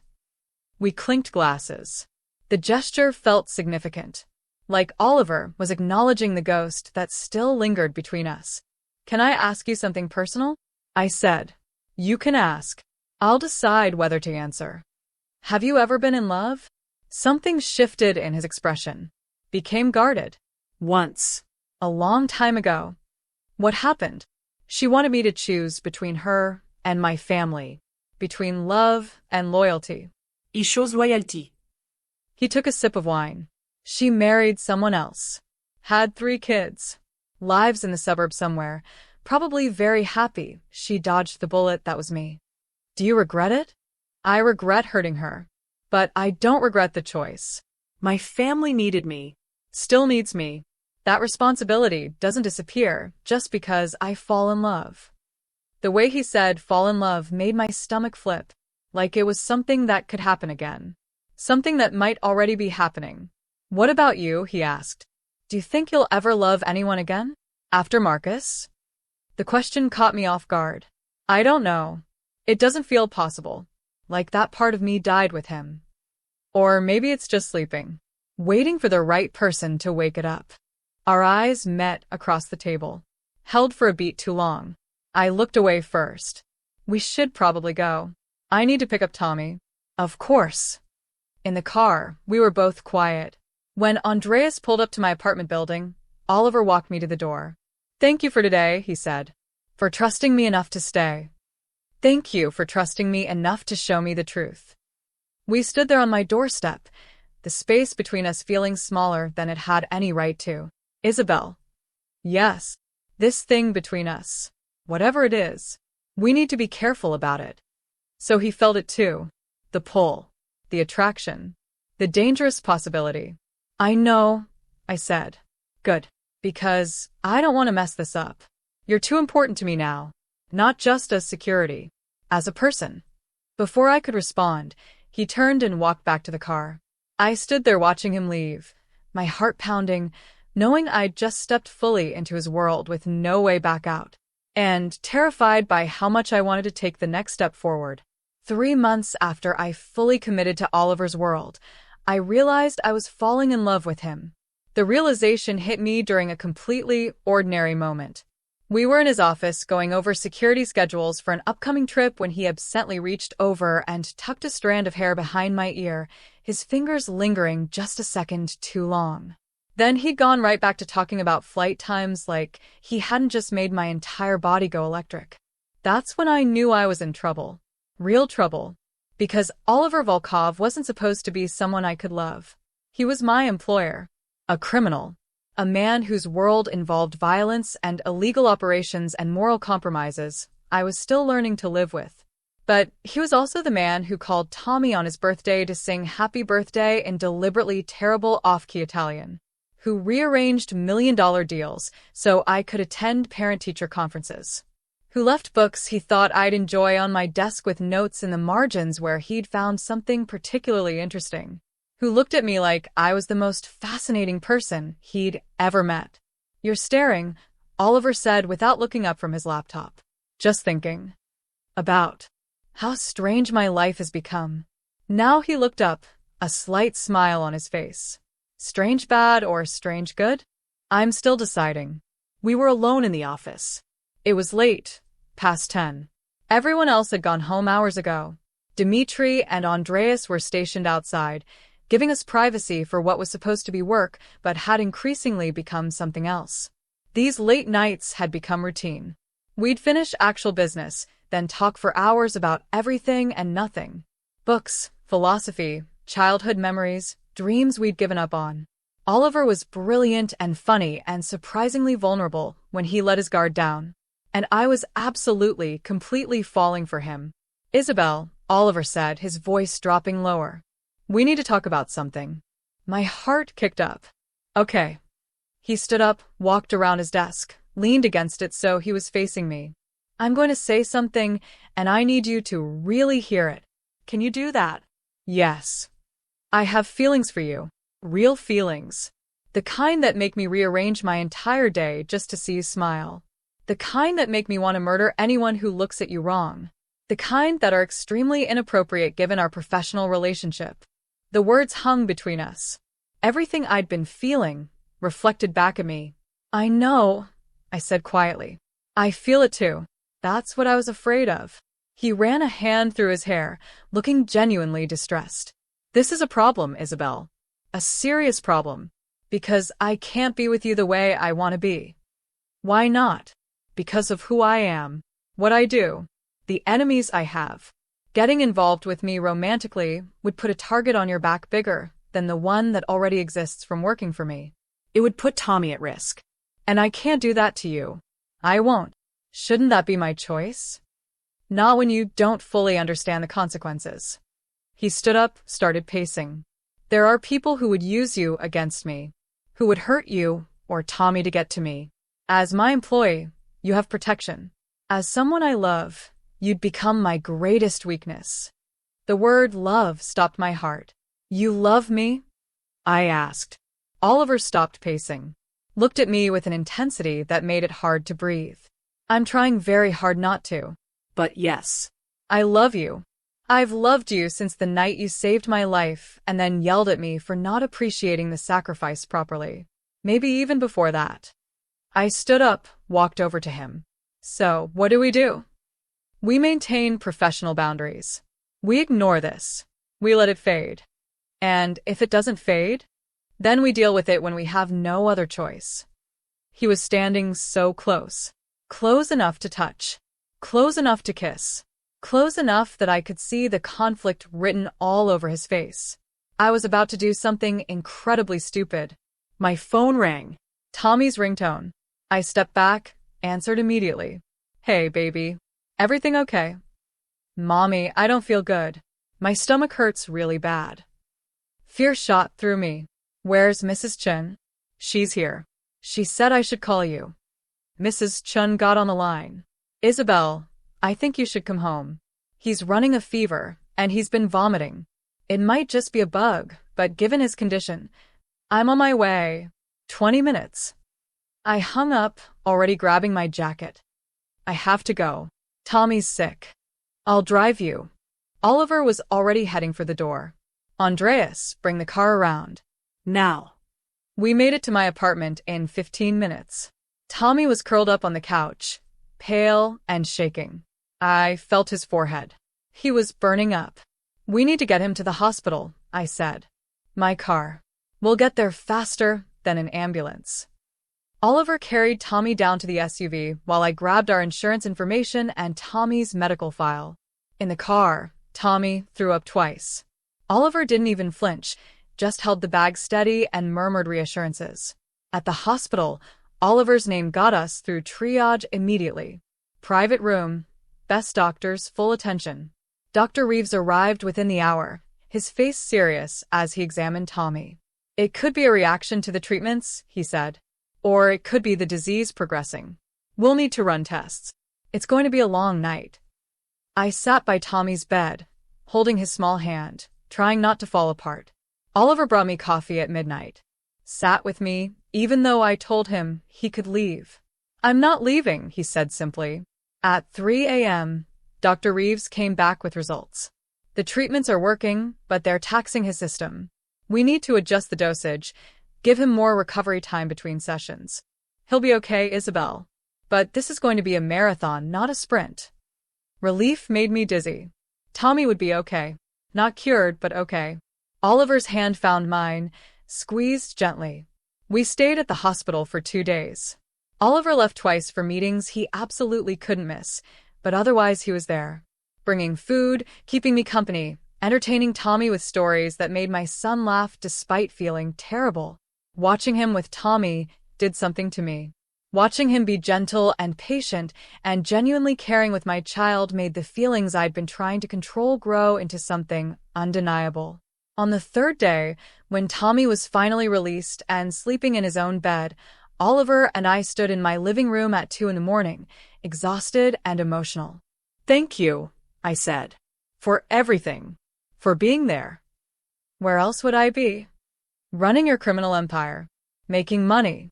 Doing literally anything else. None of that matters more than you do. Than Tommy does. The words hung between us, heavy with meaning. Oliver, this thing we're trying to ignore? I don't think I can ignore it anymore. Neither can I. He stepped closer. But I meant what I said about the danger. I don't care about the danger. You should. Probably. But I don't. I reached up, put my hand on his chest, felt his heart racing. Life is too short and too uncertain to spend it running from things that feel right. Marcus taught me that. He'd want me to be happy. And I make you happy? Terrifyingly happy.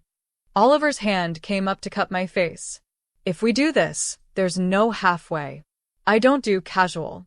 I don't do temporary. If I'm with you, I'm with you completely. Forever, if you'll have me. That's a lot of commitment for someone you've known 6 months. I know what I want. I've always known quickly.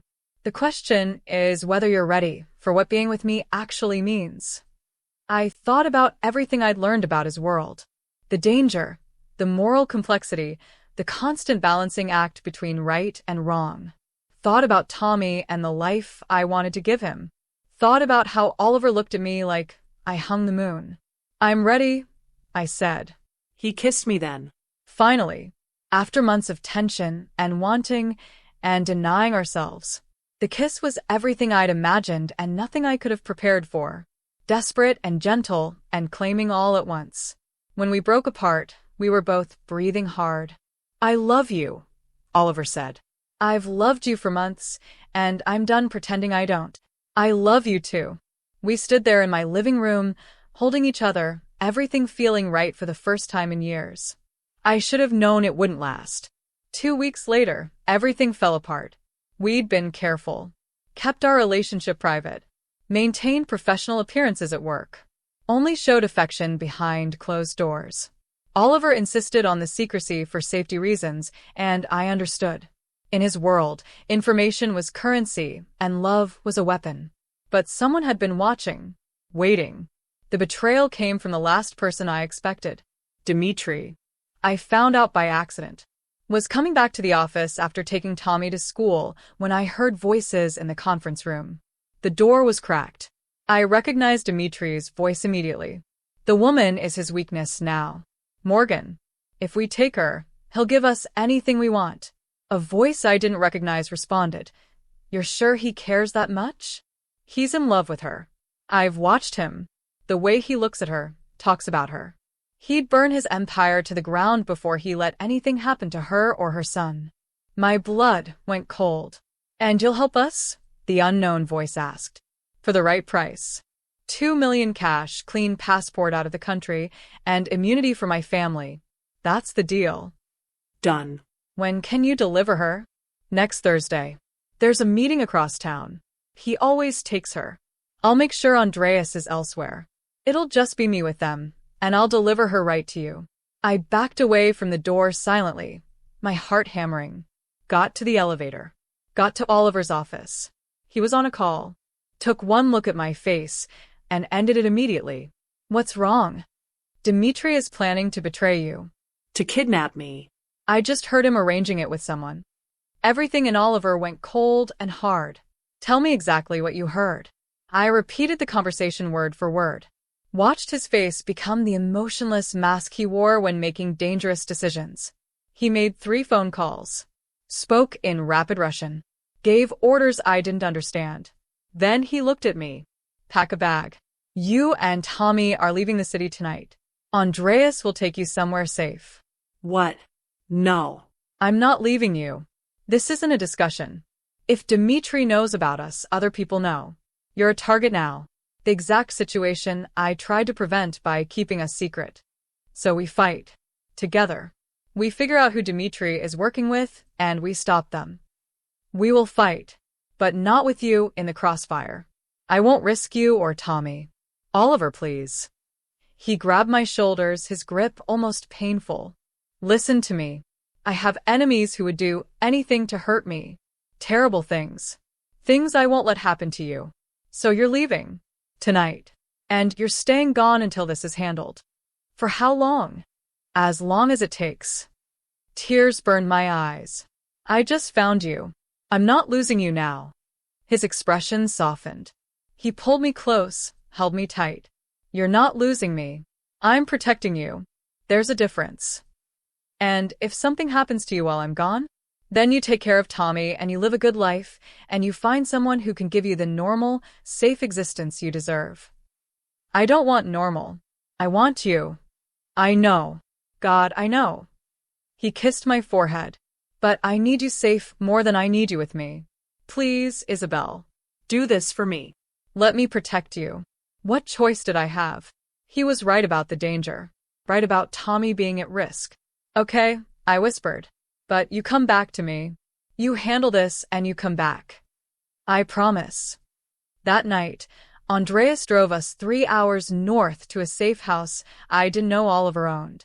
It was beautiful, isolated, completely secure, completely lonely. I called Oliver when we arrived. We're here. Good. Stay inside. Don't contact anyone except me and Andreas. I'll handle Dmitri tomorrow. What are you going to do? What needs to be done? I'll call you when it's over. He hung up before I could respond. For 3 days, I heard nothing. No calls. No texts. Andreas wouldn't tell me anything except that the boss is handling it.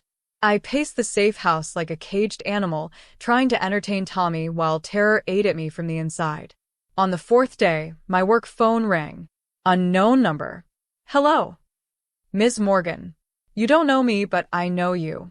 I'm the man Dmitri was selling you to. My blood turned to ice. How did you get this number? Dmitri gave it to me before he died. Yes, died. Your boyfriend killed him yesterday. Shot him in the head after making him watch while his entire family was arrested and charged with crimes they'll never recover from. That's the kind of man you've given your heart to. A monster. You're lying. Am I? Ask him. Ask Oliver what he did to the man who betrayed him. Then ask yourself if you want to stay with someone capable of that level of cruelty. The line went dead. I called Oliver immediately. It went to voicemail. Called Andreas. What happened with Dmitri? Andreas was quiet for a long moment. The boss handled it. That's all you need to know. Is Dmitri dead? Silence. Andreas, answer me. Is Dmitri dead? Yes. The phone slipped from my hand. Oliver had killed Dmitri. The man who'd trained me. Who'd protected him for 10 years. Who'd been family. I'd known Oliver was capable of violence. Had seen him order terrible things. But knowing abstractly and facing the reality were completely different. When Oliver finally called that evening, I almost didn't answer. It's over, he said. The threat is handled. You can come home. Did you kill Dmitri? A pause. Yes. Just like that? No trial, no second chances, just execution.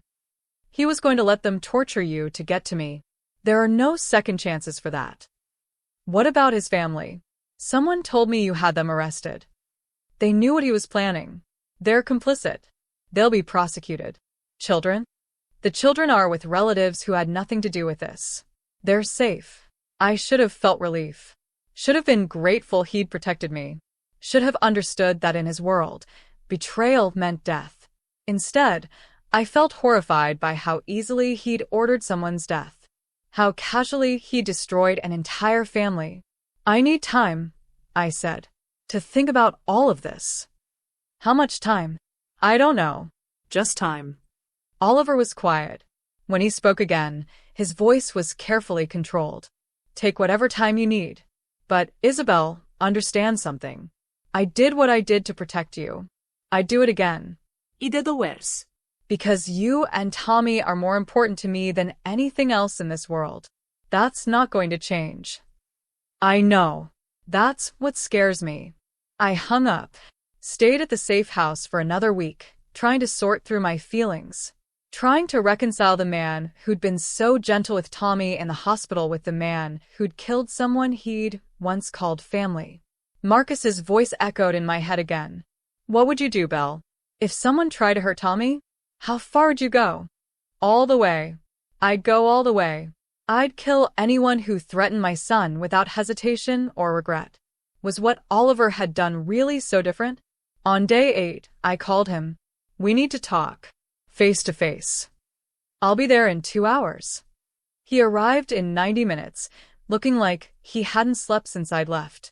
The sight of him made my chest ache. We stood in the safe house living room, an impossible distance between us despite being only feet apart. I understand if you can't do this anymore, Oliver said. If what I did crossed a line you can't forgive. But I need you to know that I'm not sorry. I'd make the same choice every time. Protecting you is more important than my soul. That's the problem, I said. You'd destroy yourself for me. You'd become a monster, if that's what it took to keep me safe. And I don't know if I can live with being the reason you lose yourself. You're not the reason. I was already this person. You just made me realize I'm capable of caring about something more than business and survival. Is that supposed to make me feel better? It's supposed to make you understand who I am. What I am. I'm not a good man, Isabel. I've never pretended to be. But I'm yours completely, if you'll still have me. I looked at him. This brilliant, dangerous, complicated man who'd given me everything I needed and shown me a world I never knew existed. I'm still yours, I said quietly. But things have to change. I can't just be someone you protect. I need to be your partner. In everything. That means knowing when you make decisions like this. Being part of the conversation. Even if I have to kill someone again? Especially then. Because if we're together, really together, we're both responsible for the choices we make. And I need to know I can live with those choices. Oliver closed the distance between us. I can agree to that. But I won't apologize for protecting you. I'm not asking you to. I'm asking you to let me help protect us both. He kissed me then, desperate and relieved and claiming. When we broke apart, he rested his forehead against mine. I thought I'd lost you, he breathed. You almost did. Don't make me question us like that again. I'll try. But Isabel, you need to understand. If it comes down to keeping you safe or keeping your approval, I'll choose your safety every time. Then I guess I'd better make sure I approve of your safety measures. We went back to the city the next day. Tommy was thrilled to be home. I was relieved to return to something resembling normal life. But everything had changed. I'd seen exactly how far Oliver would go for me. Had confronted the reality of loving someone capable of extreme violence. And I'd chosen to stay anyway. That choice would define everything that came next. For 3 months after Dimitri's death, everything seemed perfect. I moved into Oliver's penthouse with Tommy. Not because I had to, but because waking up next to him every morning felt right. Tommy adjusted better than I'd expected, probably because the penthouse had an entire room dedicated to toys and games Oliver kept buying despite my protests. Work continued. I accompanied Oliver everywhere, but now as his girlfriend and security detail. The organization adjusted to the change. Andreas took over Dimitri's old responsibilities. New guards were hired and vetted carefully. Oliver was attentive, loving, everything I'd ever wanted in a partner. He attended Tommy's school plays, helped with homework, taught my son chess, and made him laugh. We were building a family from broken pieces, and it was beautiful. I should have known it couldn't last. The first sign of trouble came on a Tuesday morning. I was making coffee when Oliver's phone rang. He answered, listened for 30 seconds, and his entire face changed. When? A pause. How bad? Another pause. I'll be there in an hour. He hung up and looked at me. There's a problem with one of our shipments. Major problem. I need to handle this personally. I'll come with you. No. This one's dangerous. Stay here with Tommy. Oliver, that's not how this works anymore. We agreed I'd be your partner. And as your partner, I'm telling you this situation is too volatile. Armed federal agents are involved. If things go wrong, I need you somewhere safe. We argued for 10 minutes. He won by pointing out that if we both got arrested, Tommy would end up in the system. He left with Andreas and 3 other guards. I paced the penthouse, trying not to imagine worst-case scenarios. 6 hours later, Oliver came home looking exhausted and angry. What happened? I asked. We lost the shipment. $2 million worth of product seized. 3 of our people arrested. And the leak came from inside the organization. Another betrayal? Looks like it. Someone sold information to the feds. I don't know who yet, but I'll find them. Over the next 2 weeks, Oliver became someone I barely recognized. Paranoid, suspicious, working 20-hour days trying to identify the informant. He snapped at people who'd worked for him for years. Ordered investigations into everyone's backgrounds. The warmth I loved about him disappeared under stress and fear. You need to rest, I told him one night when he came home at 3 a.m. I'll rest when I find the rat. This is eating you alive. This is keeping us alive. If I don't find them, we're all at risk. You, Tommy, everyone who works for me. The investigation dragged on for 3 more weeks. Oliver barely slept, barely ate. I watched him deteriorate, unable to help. Then everything collapsed at once. I was picking Tommy up from school when my phone rang. Andreas. You need to get to the safe house. Now. Don't go home. Don't contact anyone except me. What's wrong? The feds raided the office. They have arrest warrants. Oliver sent me to get you out before they come for you too. My world tilted sideways. Where's Oliver? He got out. He'll meet you at the safe house. Andreas picked us up 20 minutes later. Tommy sensed something was wrong and clung to my hand. We drove to the safe house in tense silence. Oliver wasn't there when we arrived. Hours passed. No call. No text. At midnight, Andreas finally got information. He's been arrested. They got him at the warehouse. He's being held without bail. The next morning, I went to see him. They gave me 10 minutes in a small room with cameras and guards watching. Oliver looked terrible. Exhausted, worried, but still trying to smile when he saw me.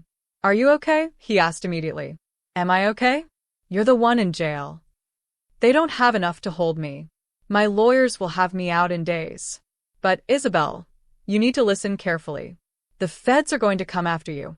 They'll offer you deals, immunity, witness protection if you testify against me. I would never. I know, but they'll threaten you. They'll use Tommy to pressure you. You need to be prepared for that. What do I do? Nothing. Say nothing. Don't answer questions without a lawyer present. Don't make deals. Don't trust anyone who says they're trying to help you. He reached across the table, took my hands. And if things get bad enough that you have to choose between protecting me and protecting Tommy, you choose Tommy. Every time. Do you understand? Oliver. Promise me. If it comes down to it, you save our son. Even if that means testifying. Even if that means I go to prison for life. Tommy's safety is more important than anything. Our son. He'd called Tommy our son. I promise. But it won't come to that. I hope not. The guard announced time was up. Oliver stood, looked at me with so much love it hurt. I'm going to fix this, he said. I'm going to come home. But if I don't, if something goes wrong, know that loving you was the best decision I ever made. They took him away before I could respond. Oliver's lawyers were excellent. Within 3 days, they'd poked enough holes in the prosecution's case that he was released on bail. $2 million, ankle monitor, travel restrictions, but he was home. The relief lasted exactly 12 hours. That's when the real pressure started. Federal agents showed up at the penthouse. Polite, professional, terrifying. They wanted to talk to me about my employment with Oliver. About what I'd seen. What I knew. I refused to speak without a lawyer present. They came back the next day with subpoenas. And the next day, with more questions. And the next day with offers. You're facing charges too, Ms. Morgan. Conspiracy, money laundering, racketeering. You could go to prison for 20 years. Or you could cooperate. Tell us what you know. Help us build our case. In exchange, we give you complete immunity. You and your son walk away free. I want my lawyer. But the pressure didn't stop. They froze my bank accounts, seized the car, started investigating Tommy's medical treatments, threatening to pull his coverage because it was funded by illegal activity. That's when I started to crack. Watching my son suffer because I wouldn't betray Oliver. Watching his treatments get delayed because I had no access to money. Watching him ask why mommy was crying all the time. Oliver noticed. Of course he noticed. We need to talk about options, he said one night after Tommy was asleep. What options? I've been thinking about the deal they offered you. My heart stopped. No. Absolutely not. Listen to me. If you testify, you and Tommy are protected. You get immunity, witness protection, a fresh start somewhere safe. Tommy gets his treatments without interruption. And you go to prison. I was probably going to prison anyway. But this way, you're safe. That matters more. I'm not testifying against you. Even if it means Tommy doesn't get his treatments. The question hit like a physical blow. Because he was right. Tommy's health was deteriorating without the treatments. We had maybe a month before serious complications started. There has to be another way, I said desperately. If there is, I haven't found it. We fought for hours. Both of us crying, both of us breaking, neither of us willing to accept the impossible choice we were facing. Choose Tommy or choose Oliver. Save one, destroy the other. 3 days later, Tommy collapsed at school. Seizure brought on by missing treatments. I rode in the ambulance, holding his hand, watching machines keep my baby alive. At the hospital, Dr. Reeves was blunt. He needs the treatments, Isabel. Soon. Or the damage will be irreversible. I sat by Tommy's hospital bed, watching him sleep, and made the hardest decision of my life. I called the federal prosecutor. I'll testify, I said. Give me immunity, make sure Tommy's treatments continue, and I'll tell you everything I know. Smart choice, Ms. Morgan. We'll have the paperwork ready tomorrow. I hung up and called Oliver. I'm so sorry, I whispered when he answered. I'm so sorry, but I have to save him. I have to. Silence. Then, I know. It's okay. You're doing the right thing. I'm destroying you. You're saving our son. That's what I asked you to do. His voice was steady, but I could hear the pain underneath. I love you, Isabel. I'll love you forever. And I don't regret a single moment. I love you too. I'm so sorry. Don't be. This is my fault for pulling you into my world in the first place. At least I got you out alive. The call ended. That night, I signed papers agreeing to testify against Oliver Volkov in exchange for complete immunity and witness protection. Tommy's treatments would resume immediately. I'd saved my son by destroying the man I loved. And I'd have to live with that choice for the rest of my life. The witness protection safe house was in a small town I'd never heard of, 3 states away from everything I'd known. Tommy and I lived under assumed names. Jennifer and Noah Palmer. No contact with anyone from our old life. No social media. No phone calls except to federal handlers. Tommy recovered. The treatments worked. Within 2 months, he was healthy, energetic, back to being a normal 5-year-old. I was empty. The testimony was scheduled for 6 weeks away. Federal prosecutors spent hours preparing me, going over every detail of Oliver's operations, every shipment I'd witnessed, every conversation I'd overheard, every illegal act I'd been present for, building a case that would put the man I loved in prison for the rest of his life. I went through the motions like a robot, answered questions, reviewed documents, prepared to betray everything. At night, I lay awake remembering Oliver's hands on my skin, his laugh when Tommy told bad jokes, the way he'd looked at me like I was the most precious thing in his world, the way I destroyed him to save my son. 2 weeks before trial, my handler came to the safe house with news. Oliver's been moved to federal holding. Maximum security. His lawyers are advising him to take a plea deal. What kind of deal? 25 years with possibility of parole. If he goes to trial and loses, he's looking at life without parole. With your testimony, the prosecution's case is solid. He knows it. 25 years. He'd be almost 60 when he got out. An old man. His empire destroyed. His life over. Because of me. Has he taken the deal? I asked. Not yet. He says he needs to think about it. That night, I broke the rules. Used my old phone that I'd hidden instead of turning over to the feds. Called a number I'd memorized but never thought I'd use. Andreas answered on the first ring. Who is this? It's Isabel. Don't hang up. Silence. Then, you have a lot of nerve calling me after what you did. I know. I'm sorry. I need to know how he is. How do you think he is? The woman he loved is sending him to prison. His organization is falling apart. Everything he built is being destroyed. He's great. Andreas, please. I didn't have a choice. There's always a choice. You chose your son over him. I get it. But don't pretend you're the victim here. I'm not. I know what I did. I just need to know if he's okay. Andreas was quiet for a long moment. He asked me to give you a message if you ever contacted me. What message? He said to tell you that he understands, that he doesn't blame you, that he hopes you and Tommy are happy, and that's enough for him.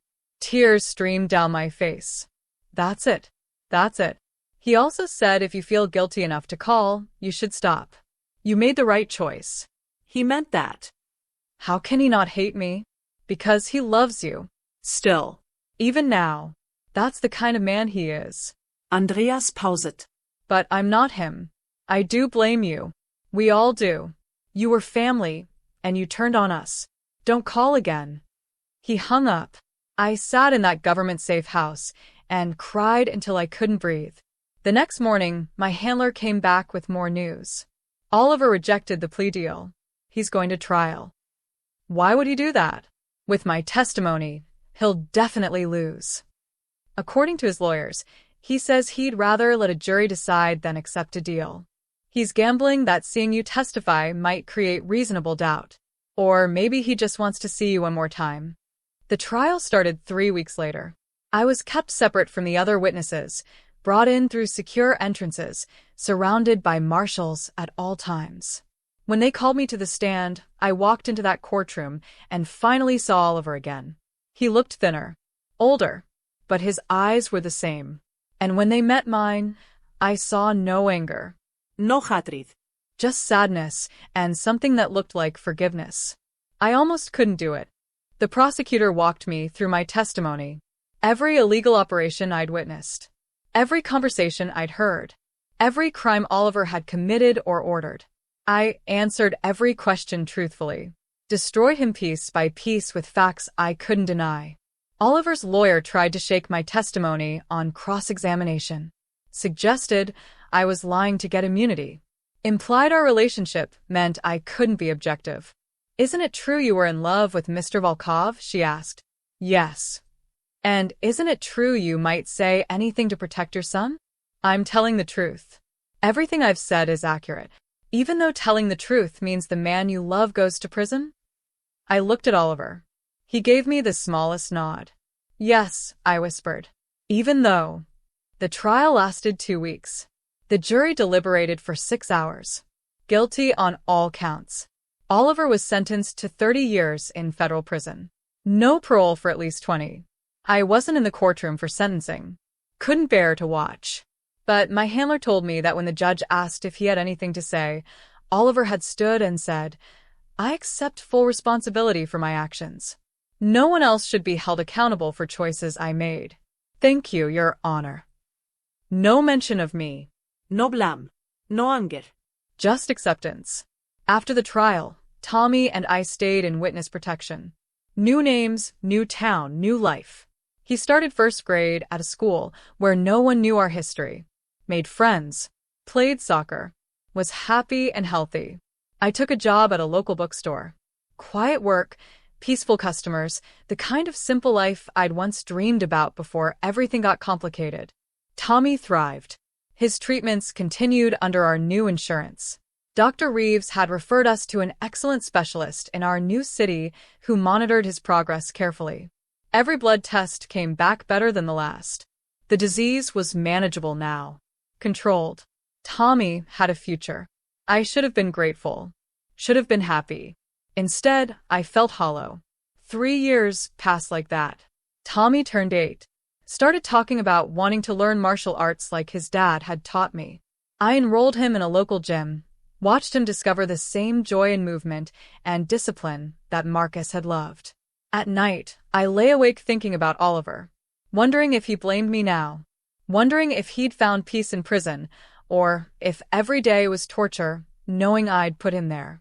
I'd kept one rule-breaking secret from my handlers. Once a month, I'd drive 3 hours to a library in a different town and use their public computer to search Oliver's name, just to know he was still alive, still surviving. The articles were always the same. Model prisoner. Kept to himself. No incidents. Serving his time quietly. Like he'd accepted this was his fate and decided not to fight it. That broke something in me every time I read it. On the 3-year anniversary of his sentencing, I made a decision that was probably insane. I contacted his lawyer through an encrypted email service I'd set up specifically for this purpose. I need to see him. Can you arrange it? The response came 2 days later. He doesn't want visitors. He's refused everyone for 3 years, including family. I'm sorry. I wrote back. Tell him it's Isabel. Tell him I need to see him one time. Just once. Please. A week of silence. Then, he'll see you. Next Wednesday, 2 p.m. I'll arrange everything with the prison and your handlers. My federal handler was furious when I requested permission for the visit. Absolutely not. You're in witness protection specifically to avoid contact with anyone from that world. He's in maximum security federal prison. He can't hurt me. It's not about physical safety. It's about maintaining your cover. If anyone sees you visiting him, it compromises everything. I don't care. I need to see him. We argued for hours. Finally, she made a call to her supervisor. More arguments. More calls. Eventually, they agreed with conditions. I'd be transported in an unmarked vehicle. Visit under my real name, since prison records were sealed from public access. 2 marshals would accompany me. 30 minutes maximum. The drive to the federal prison took 4 hours. I spent every minute trying to figure out what I'd say to him. How to explain 3 years of silence. How to apologize for destroying his life. Nothing felt adequate. The prison was exactly what I'd expected. Gray concrete, razor wire, guard towers. A place designed to break spirits and crush hope. They processed me through security. Took my ID, searched me thoroughly, explained the rules. No physical contact. Stay seated at all times. End the visit immediately if asked by guards. Then they led me to a private visiting room. Not the main visiting area with families and phones and glass barriers. A small room with a table and 2 chairs and cameras in every corner. Because Oliver Volkov was considered a high-security risk, even locked away. I sat down. Waited. My heart was hammering so hard, I thought I might pass out. The door opened. Oliver walked in wearing prison clothes, looking older and thinner, but still somehow himself. His eyes found mine immediately.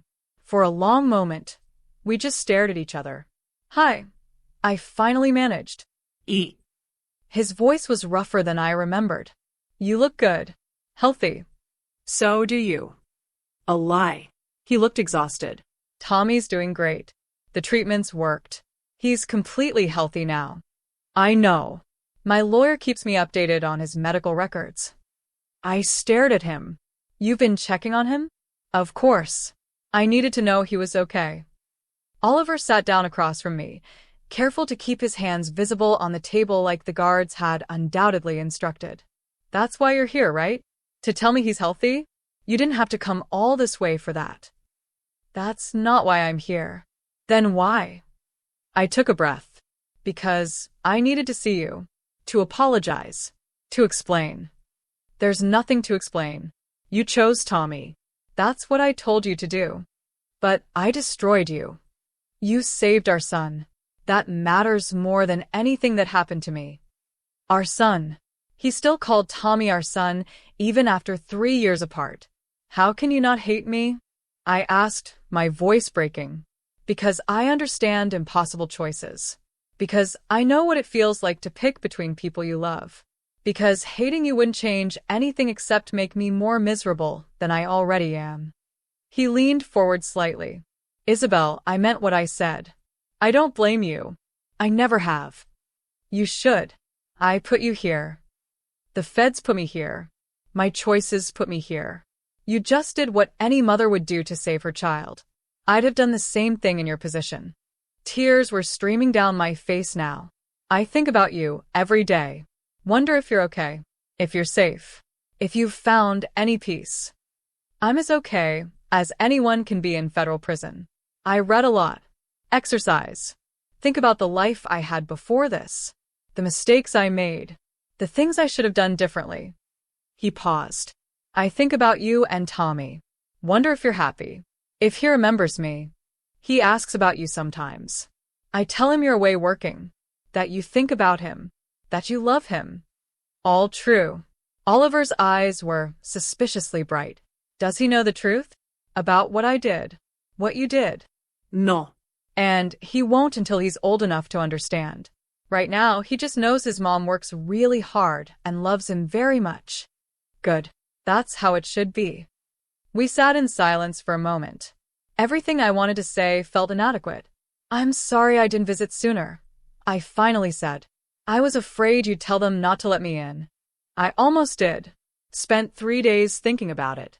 Decided I wanted to see you one more time even if it killed me. He smiled, but it didn't reach his eyes.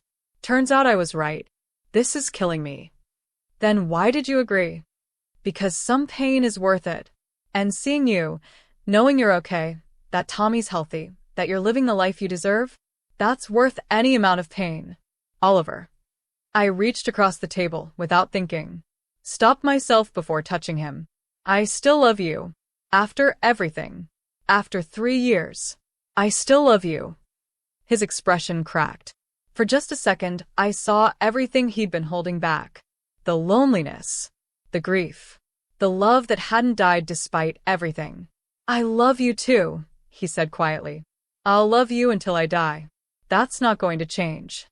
Then there has to be something we can do. Some way to appeal. To reduce your sentence. Something. My lawyers have tried everything. There's nothing. I'm here for another 17 years minimum. By the time I get out, you'll have built a whole new life. Tommy will be grown. You'll have moved on. I won't move on. You should.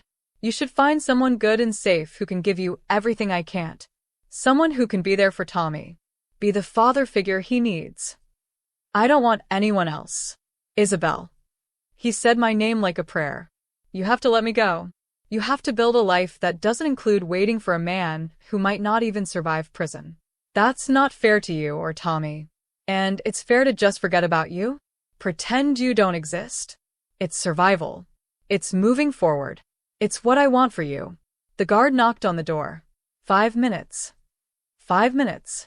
After 3 years apart, I had 5 more minutes with the man I loved. Listen to me, Oliver said urgently. I've been working on something. A plan. It's going to take time, maybe years, but there's a possibility I could get my sentence reduced. New evidence has come to light about the agent who ran the investigation. Some questionable tactics. My lawyers think they can get a new trial, or at least a sentence reduction. Hope flared in my chest. How much time are we talking? Best case scenario? Out in 5 years instead of 17. Worst case? Nothing changes. What do I need to do? Nothing. Stay safe. Take care of Tommy. Live your life. If this works, I'll find you when I get out. If it doesn't, I want you to promise me you'll move on. Find happiness. Don't waste your life waiting for me. I'm not promising that, Isabel. No. I waited for you when you were building your empire. I'll wait for you now. 5 years or 17 years, I don't care. You're mine and I'm yours, and that's not changing. You're so stubborn. You love that about me. He laughed, and it was the most beautiful sound I'd heard in 3 years. I really do. The guard opened the door. Time's up. Oliver stood. I stood. We looked at each other across 3 feet of space that might as well have been an ocean. I'll wait for you, I said. I'll try to make it quick, he replied. Then they led him away, and I was alone in that visitation room, crying and hoping and terrified I'd just made another promise I couldn't keep. But for the first time in 3 years, I felt alive again. The months after that visit were different. I had hope now. Purpose. Something to work toward beyond just existing. Tommy noticed the change. You seem happier, Mom. I am, baby. I'm feeling better about things. Is it because of that friend you went to visit? I told him I was visiting an old friend. Not quite a lie. Not quite the truth. Yeah. It's nice to know they're doing okay. Life settled into a new rhythm. Work at the bookstore, Tommy's school and soccer, quiet evenings at home. But now I was counting down. 5 years until Oliver might get out. 5 years until we could try to build something real. His letters started arriving 6 months after my visit. Not frequently. Maybe once every 2 months. Short messages delivered through his lawyer to avoid prison monitoring. Tommy's school pictures are beautiful. He looks so much like you. I heard he made the soccer team. Tell him I'm proud. Your birthday is next week. I wish I could celebrate with you. I wrote back through the same channel. Updates on Tommy. Details about our quiet life. Carefully worded expressions of love that wouldn't raise flags if intercepted. 2 years passed that way. Tommy turned 10. Started asking harder questions about his father, the boxer who died when he was little. Started asking about the man I'd worked for before we moved. Did you love him? Tommy asked one night. Your old boss. What makes you ask that? You get sad sometimes when you think I'm not looking. Like you're missing someone. Smart kid. Too smart sometimes. Yes, I said honestly. I loved him. I still do. Where is he now? He's away, but he might come back someday. Would that be okay with you? Tommy considered this seriously. If he makes you happy, then yeah. That would be okay. In year 3, Oliver's lawyer contacted me with news. The appeal is moving forward. We've got evidence of prosecutorial misconduct.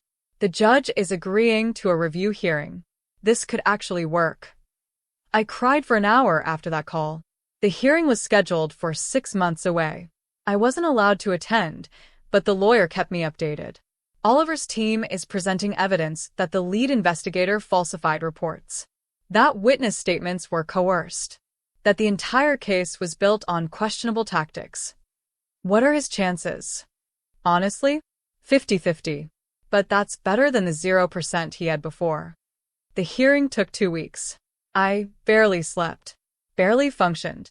Just waited for news. When the call finally came, I almost didn't answer. The judge granted a sentence reduction. The lawyer said without preamble, 20 years reduced to 10. With time served, Oliver could be out in 2 years. I sat down hard on the floor. 2 years. 2 years. He's being moved to a minimum security facility next month. Better conditions, more privileges. And he wanted me to tell you something. What? He said to tell you he's coming home. Start planning the wedding. I laughed and cried at the same time.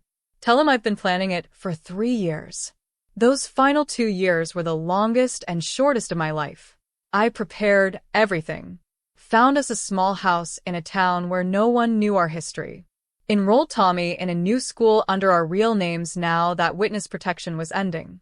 Built a life we could step into the moment Oliver was released. Tommy was 12 when I finally told him the whole truth. Sat him down and explained everything. Who Oliver was. What he'd done. Why I'd testified. Why we'd waited. He's going to be part of our lives again, I said. If that's okay with you. Tommy was quiet for a long time. Then, does he still love you? Yes. And you love him? Very much. Then it's okay. I want you to be happy, Mom. You've spent your whole life taking care of me. You deserve someone taking care of you. The release date was set for a Thursday in October. I drove to the prison alone, my hands shaking on the steering wheel. They processed him out while I waited in the parking lot. It took 2 hours. Paperwork, final medical check, return of personal property, parole conditions explained. Then the door opened and Oliver walked out. He looked older, grayer, but alive and free and walking toward me with purpose. I ran, met him halfway across the parking lot. He caught me, held me, and we just stood there holding each other like if we let go the world might tear us apart again. Hi, he said into my hair. Eat. I was crying. Welcome home. Is Tommy here? At school. I thought we should talk first. Make sure you're ready. I've been ready for 5 years. Let's go get our son. Our son. I drove us to Tommy's school. We sat in the parking lot waiting for dismissal, holding hands, not quite believing this was real. When Tommy came out, he saw us through the car window. Stopped. Stared. I got out first. Tommy, this is Oliver. The friend I told you about. Oliver got out of the car slowly, gave Tommy space to decide how this would go. My son looked at this man who'd been a story for most of his life. Then he looked at me, saw how happy I was. Hi, Tommy said. I'm Tommy. Tommy. I've heard a lot about you. Your mom talks about you constantly. She talks about you too. Says you're pretty smart. I try to be. I heard you're on the soccer team. Yeah. We have a game Saturday. You could come if you want. Oliver's smile was brighter than I'd seen in 5 years. I'd love that. We went home. The three of us in the car, starting to figure out how to be a family. It wasn't perfect. Oliver had to adjust to life outside prison. Had to learn who Tommy was beyond pictures and stories. Had to relearn how to be with me after years apart. But we worked at it. Patiently. Together. 3 months after his release, Oliver officially proposed.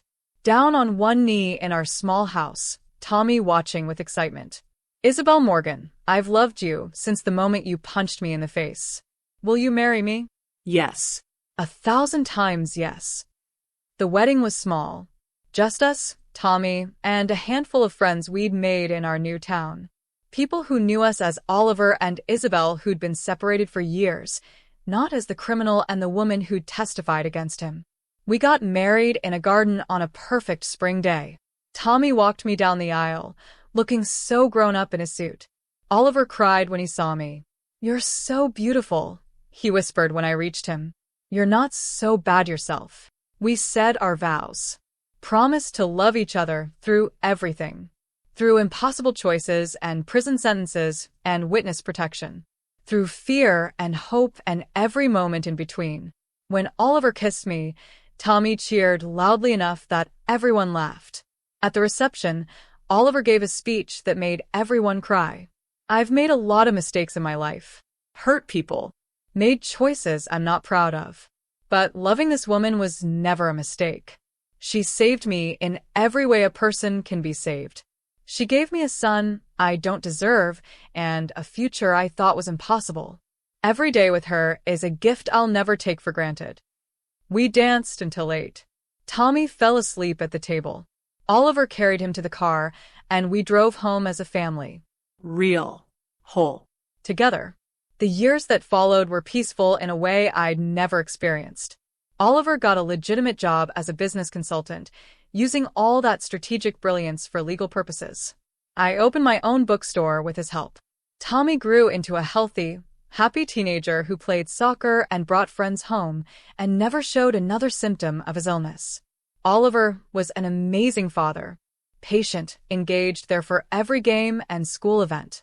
He taught Tommy chess and business strategy and how to read people, gave him the tools to navigate the world smartly. Some nights, I'd watch them playing video games together and feel overwhelmed by gratitude that we'd survived everything to get here. What are you thinking about? Oliver asked one evening, catching me staring. How lucky I am. How easily this could have all gone differently. But it didn't. We made it. He pulled me close. We actually made it, Isabel. Do you ever miss it? Your old life. Never. This is everything I ever wanted. You, Tommy, peace. The rest was just noise. On our 5th anniversary, Oliver surprised me with adoption papers. I want to officially adopt Tommy. Make him my son legally, not just in our hearts. If that's okay with you. Are you kidding? That's perfect. We took Tommy to dinner that night to ask him how he felt about it. Would you be okay with Oliver legally becoming your father? I asked. Tommy looked at Oliver thoughtfully. Would that mean I'd be Tommy Volkov? If you wanted. Or you could keep Morgan. Or hyphenate. Whatever feels right to you. Tommy Volkov sounds pretty cool. He grinned. Yeah. Let's do it. The adoption was finalized 3 months later. Tommy officially became Tommy Volkov. Oliver cried through the entire courthouse ceremony. Thank you, he told Tommy afterward, for letting me be your dad. Thanks for being a good one, Tommy replied. Life settled into wonderful routine. Work, family dinners, weekend trips. Tommy got into a good college. Started talking about becoming a lawyer, wanting to help people navigate complicated situations like we'd survived. Oliver and I talked about maybe expanding our family, maybe trying for a child of our own. But we were also content with what we had. Tommy was enough. This life was enough. On our 10th anniversary, we renewed our vows. Tommy was in college by then, came home for the ceremony with his girlfriend. Thank you for showing me what real love looks like, he said in his best man speech. For teaching me that people can make mistakes and still deserve forgiveness. For proving that families aren't always blood, they're the people who choose to show up every day. After the ceremony, Oliver and I walked through the garden where we'd married. Do you ever think about that night? I asked. When you poured wine on me? All the time. Best decision I ever made. Pouring wine on a waitress? Recognizing strength when I saw it. Seeing potential where everyone else saw someone to dismiss. Finding you. You didn't find me. I punched you in the face. Exactly. You punched me in the face, took down my security team, and changed my entire life. How could I not fall in love with you? We stood there holding each other, looking back at 10 years of marriage and 15 years total since that first violent meeting. I'd do it all again, I said. Every impossible choice. Every terrible moment. If it meant ending up here with you. Me too. Even prison. Even losing everything. It was worth it to have this. Tommy came up behind us, his girlfriend beside him. Hey, you two. Stop being romantic. We have cake to cut. We walked back to the party together. Our family. Our future. Our happy ending that had come through pain and sacrifice and love that refused to die. That night, lying in bed, Oliver pulled out a small box. What's this? I asked. Open it. Inside was a key. What's it for? A building downtown. I bought it this morning. I thought maybe you'd want to expand. Open a second bookstore. Tommy's girlfriend mentioned she loves reading. Could be a good business opportunity. I stared at him. You bought me a building? I bought us a building. For our future. For the life we're building together. What do you say? I kissed him. Long and deep and full of gratitude. I say yes. To everything. Always yes. We made love that night like we were still learning each other. Like every touch was precious. Like we knew exactly how close we'd come to losing this forever. Afterward, Oliver held me close and whispered, "Thank you for waiting for me. Thank you for being worth waiting for." Think Tommy would be okay with a little brother or sister eventually? I laughed. I think Tommy would love that. But let's give him time to finish college first. Deal. We fell asleep tangled together, planning a future that felt impossible and perfect and exactly right. Years later, I'd look back on that night in the restaurant. The wine. The punch. The moment everything changed. If someone had told me then that the arrogant man pouring wine on my uniform would become my husband, my partner, the father of my child, I'd have laughed in their face. But life is strange that way. Sometimes your worst moments lead to your best futures. Sometimes the people who hurt you become the ones who heal you. Sometimes destruction is just preparation for something beautiful. I'd been a struggling waitress who lost everything and found more than I'd ever dreamed. Oliver had been a criminal who lost his empire and gained a family. Tommy had been a dying child who became a healthy, happy young man with his whole life ahead of him.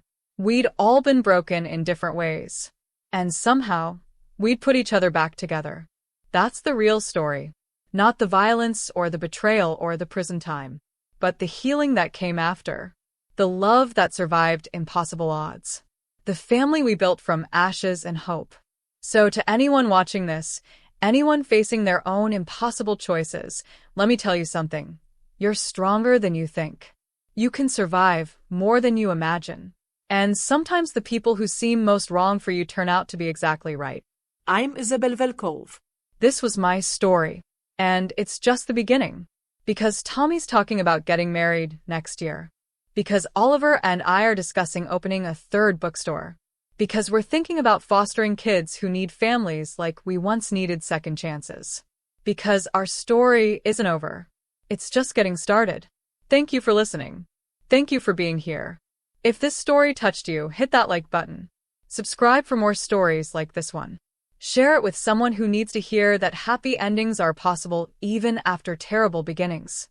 Drop a comment telling me what you thought, what resonated with you, what you'd want to hear more about. And remember, you're stronger than you know, braver than you believe, and capable of surviving anything if you have love to fight for. Until next time.